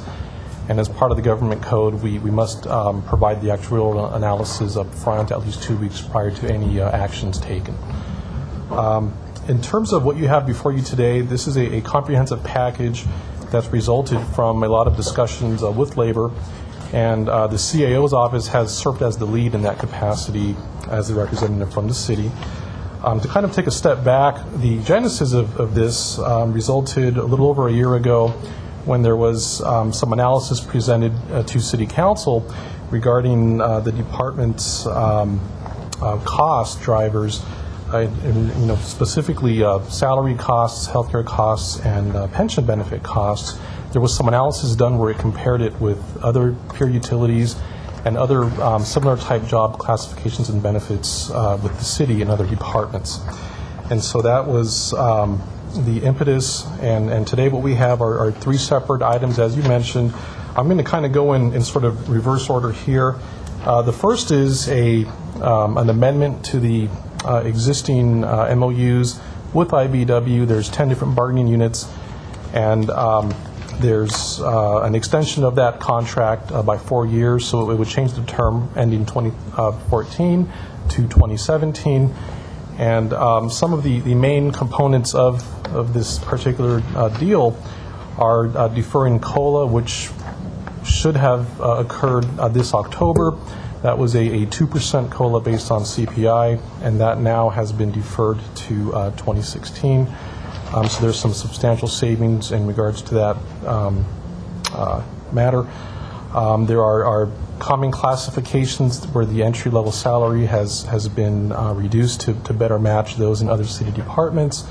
There is a reduction in the contracting requirement for overtime for some of the bargaining units, where it's going to go down from 10% to 5%.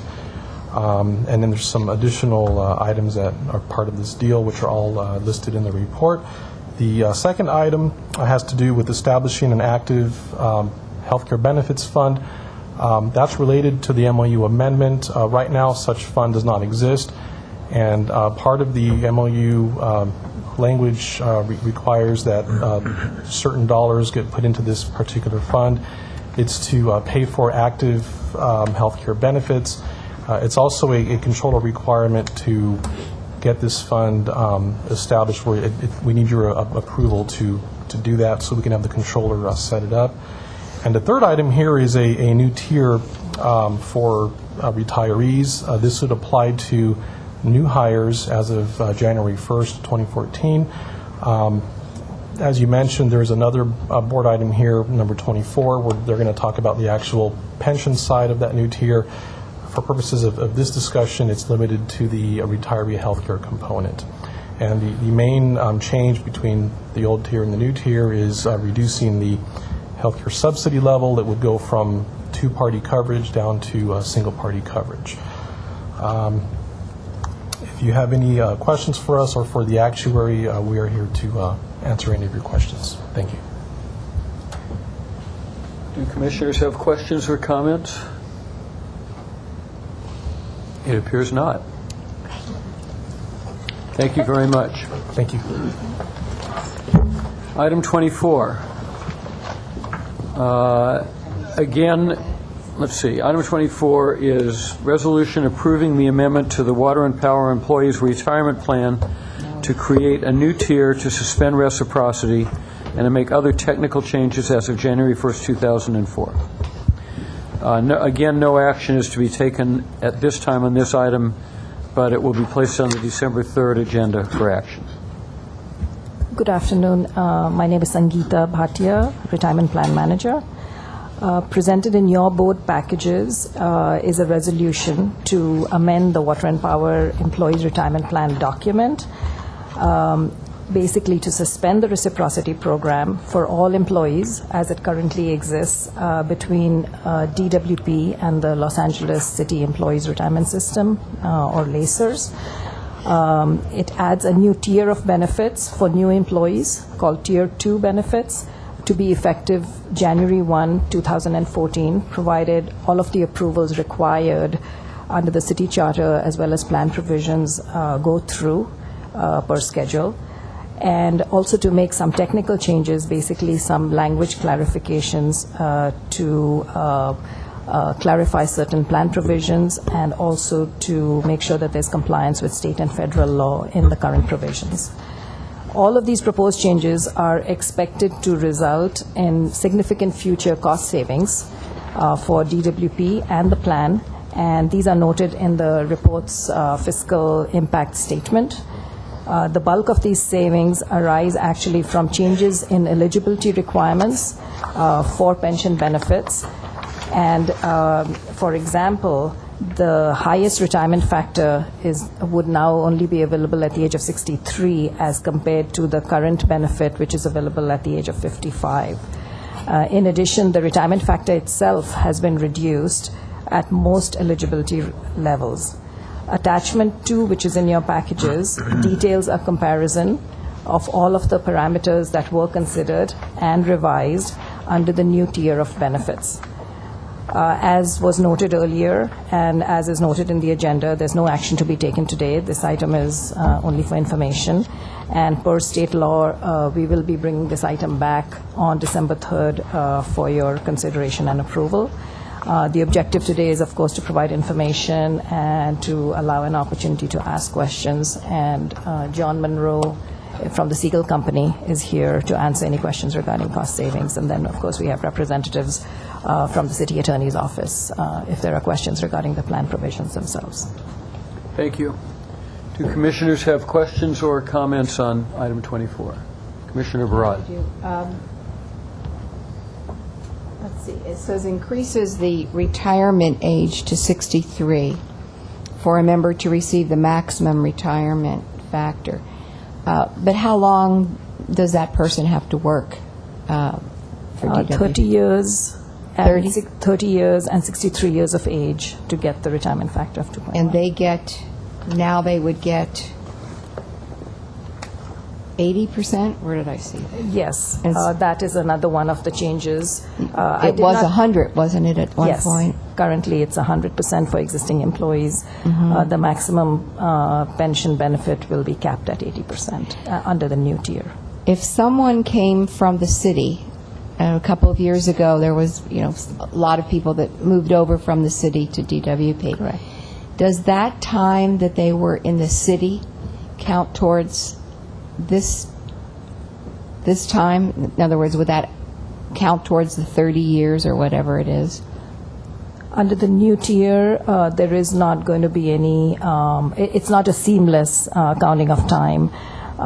The service at the city will be considered in determining eligibility for retirement benefits, but it's only the service provided at each, for example, at DWP or the city, that will be used to compute the actual benefit received. So then how does that work? Would they get one amount from the city and one amount from DWP? Yes, basically that's what will happen. And do you know what they would get from the city? It depends on the years of service at the city. So that time would be computed and then DWP. Yes. Okay. And then the DWP, so that would start when they actually start, their retirement would start when they get actually starting to work for DWP. Their retirement benefit or their pension benefit will, the computation will begin from the date of hire. From the date of hire yes. here. Okay. And are all the different levels different now? Now you say now it caps the maximum to 80%, but is each level different now than it was previous to this?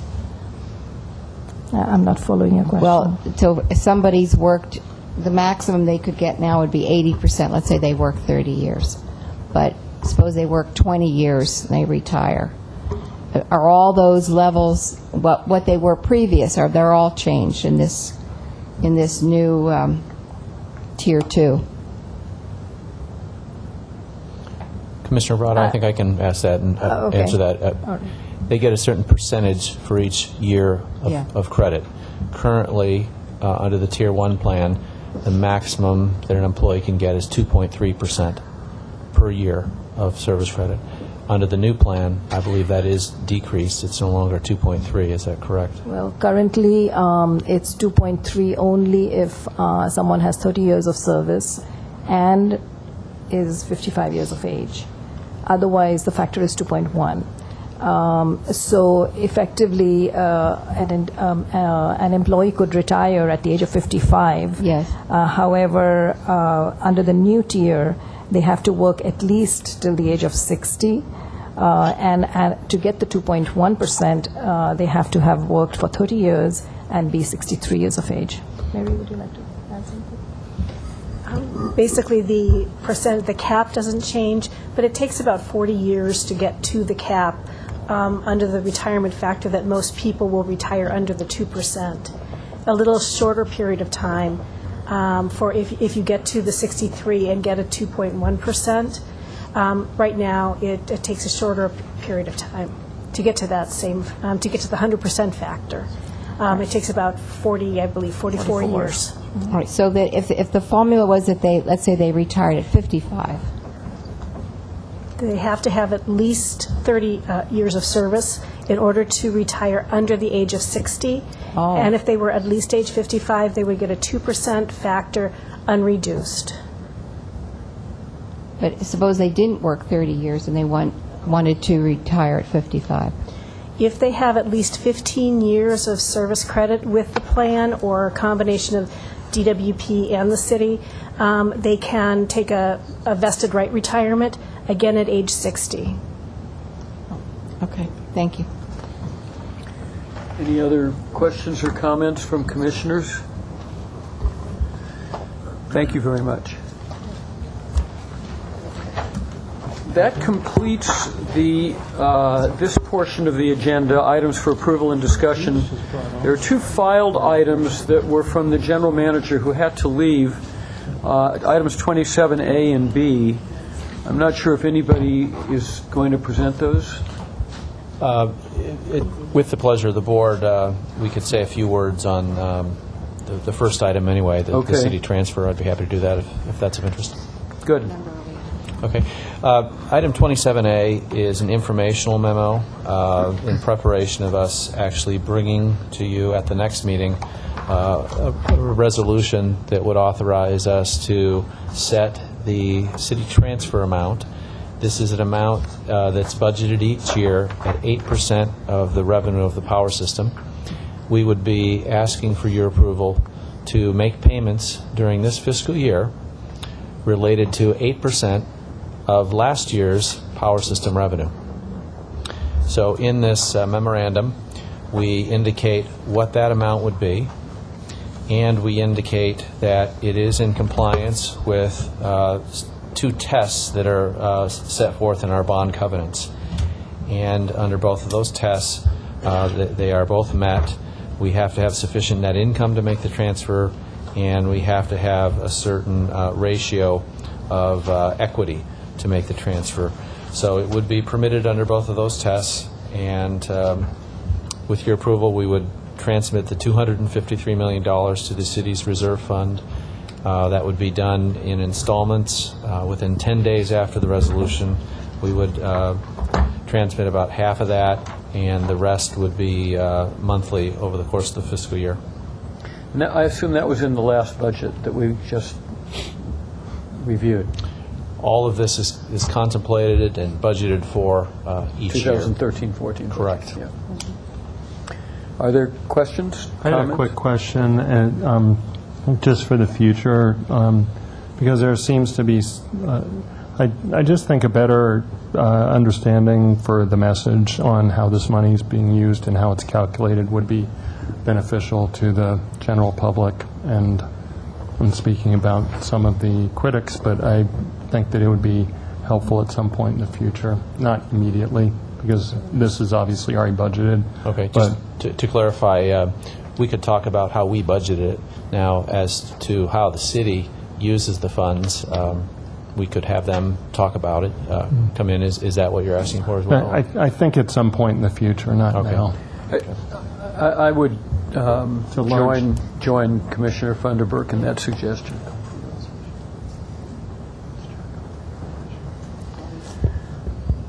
Other comments, questions? On this topic or any topic? On this topic? No. Okay, thank you. Is anybody prepared to talk about item 27B, quit claiming DWP interests in real property? Yes. Yes, this is simply an adjustment of the quitclaim fee, so that it is similar to the level set by the city. I see. So it does not change anything that goes before the board in terms of approvals. We're just changing the fee. Okay, so there is this quitclaim fee, essentially. Okay, very good. Okay, before we go into closed session, having dealt with items 27A and B and the only agenda items remaining being closed session, are there any other comments or questions? Sure. Just a question, Mr. President. I noticed that we're adding lots and lots of things to the December 3rd meeting. It seems to be quite a long meeting, and it's our final meeting of this calendar year. So I guess while we're in open session, I would ask about beginning the meeting earlier, given that it appears to me that it's quite the full day that folks have stacked things onto. I think that's a good suggestion. Now, I received a message from Mr. Nichols yesterday suggesting that we don't completely preclude the prospect of a December 17th meeting. I suspect it was because he anticipated the increasing agenda for December 3rd. I don't know whether people would be available because we weren't planning on a December 17th meeting. Let me just informally ask whether people would be available for a December 17th meeting if need be. I will. You won't? I will. Oh, you will? I will, yes. Okay. Yes. Commissioner Noonan? I'm looking. Yes. Yes. Okay, so I think there's a prospect of 2 meetings in December. I also think it's a good suggestion, and I'll ask Barbara if she could do some informal surveying about the prospect of making the December 3rd meeting earlier. Right. I wasn't sure with the city attorney how much notice we had to give to change the time. And we can call it special, on 24 hours notice. On So it would be a special meeting if it were earlier. Just with respect to doing a late meeting like that, and one of the reasons we try to limit the amount of activity if there is a second meeting is the actions of this board become final after the passage of 5 council days, and council will be in recess during that time. So what would happen is that many of the actions that you would take on the 17th would not necessarily become final actions until 2014. So that's sometimes the reason for not having a lot of items at the second meeting. And well, clearly it would be good if we could complete everything on December 3rd. So I'd request that Barbara see whether or not how early people are prepared to start on December 3rd. Perfect. Thank you. Or before the rush hour. The last at 9 o'clock. 5:30. In the morning. Yeah. Okay. Does the city attorney wish to explain where we're going in closed session so that it's done right? At this point, we will recess into closed session, and in accordance with California Government Code Section 54957, we'll report any final actions taken. Very good. And I would suggest that we just recess in the In the back conference because we room? have Fine. a short Okay. Very good. Be done quickly. Okay. Good.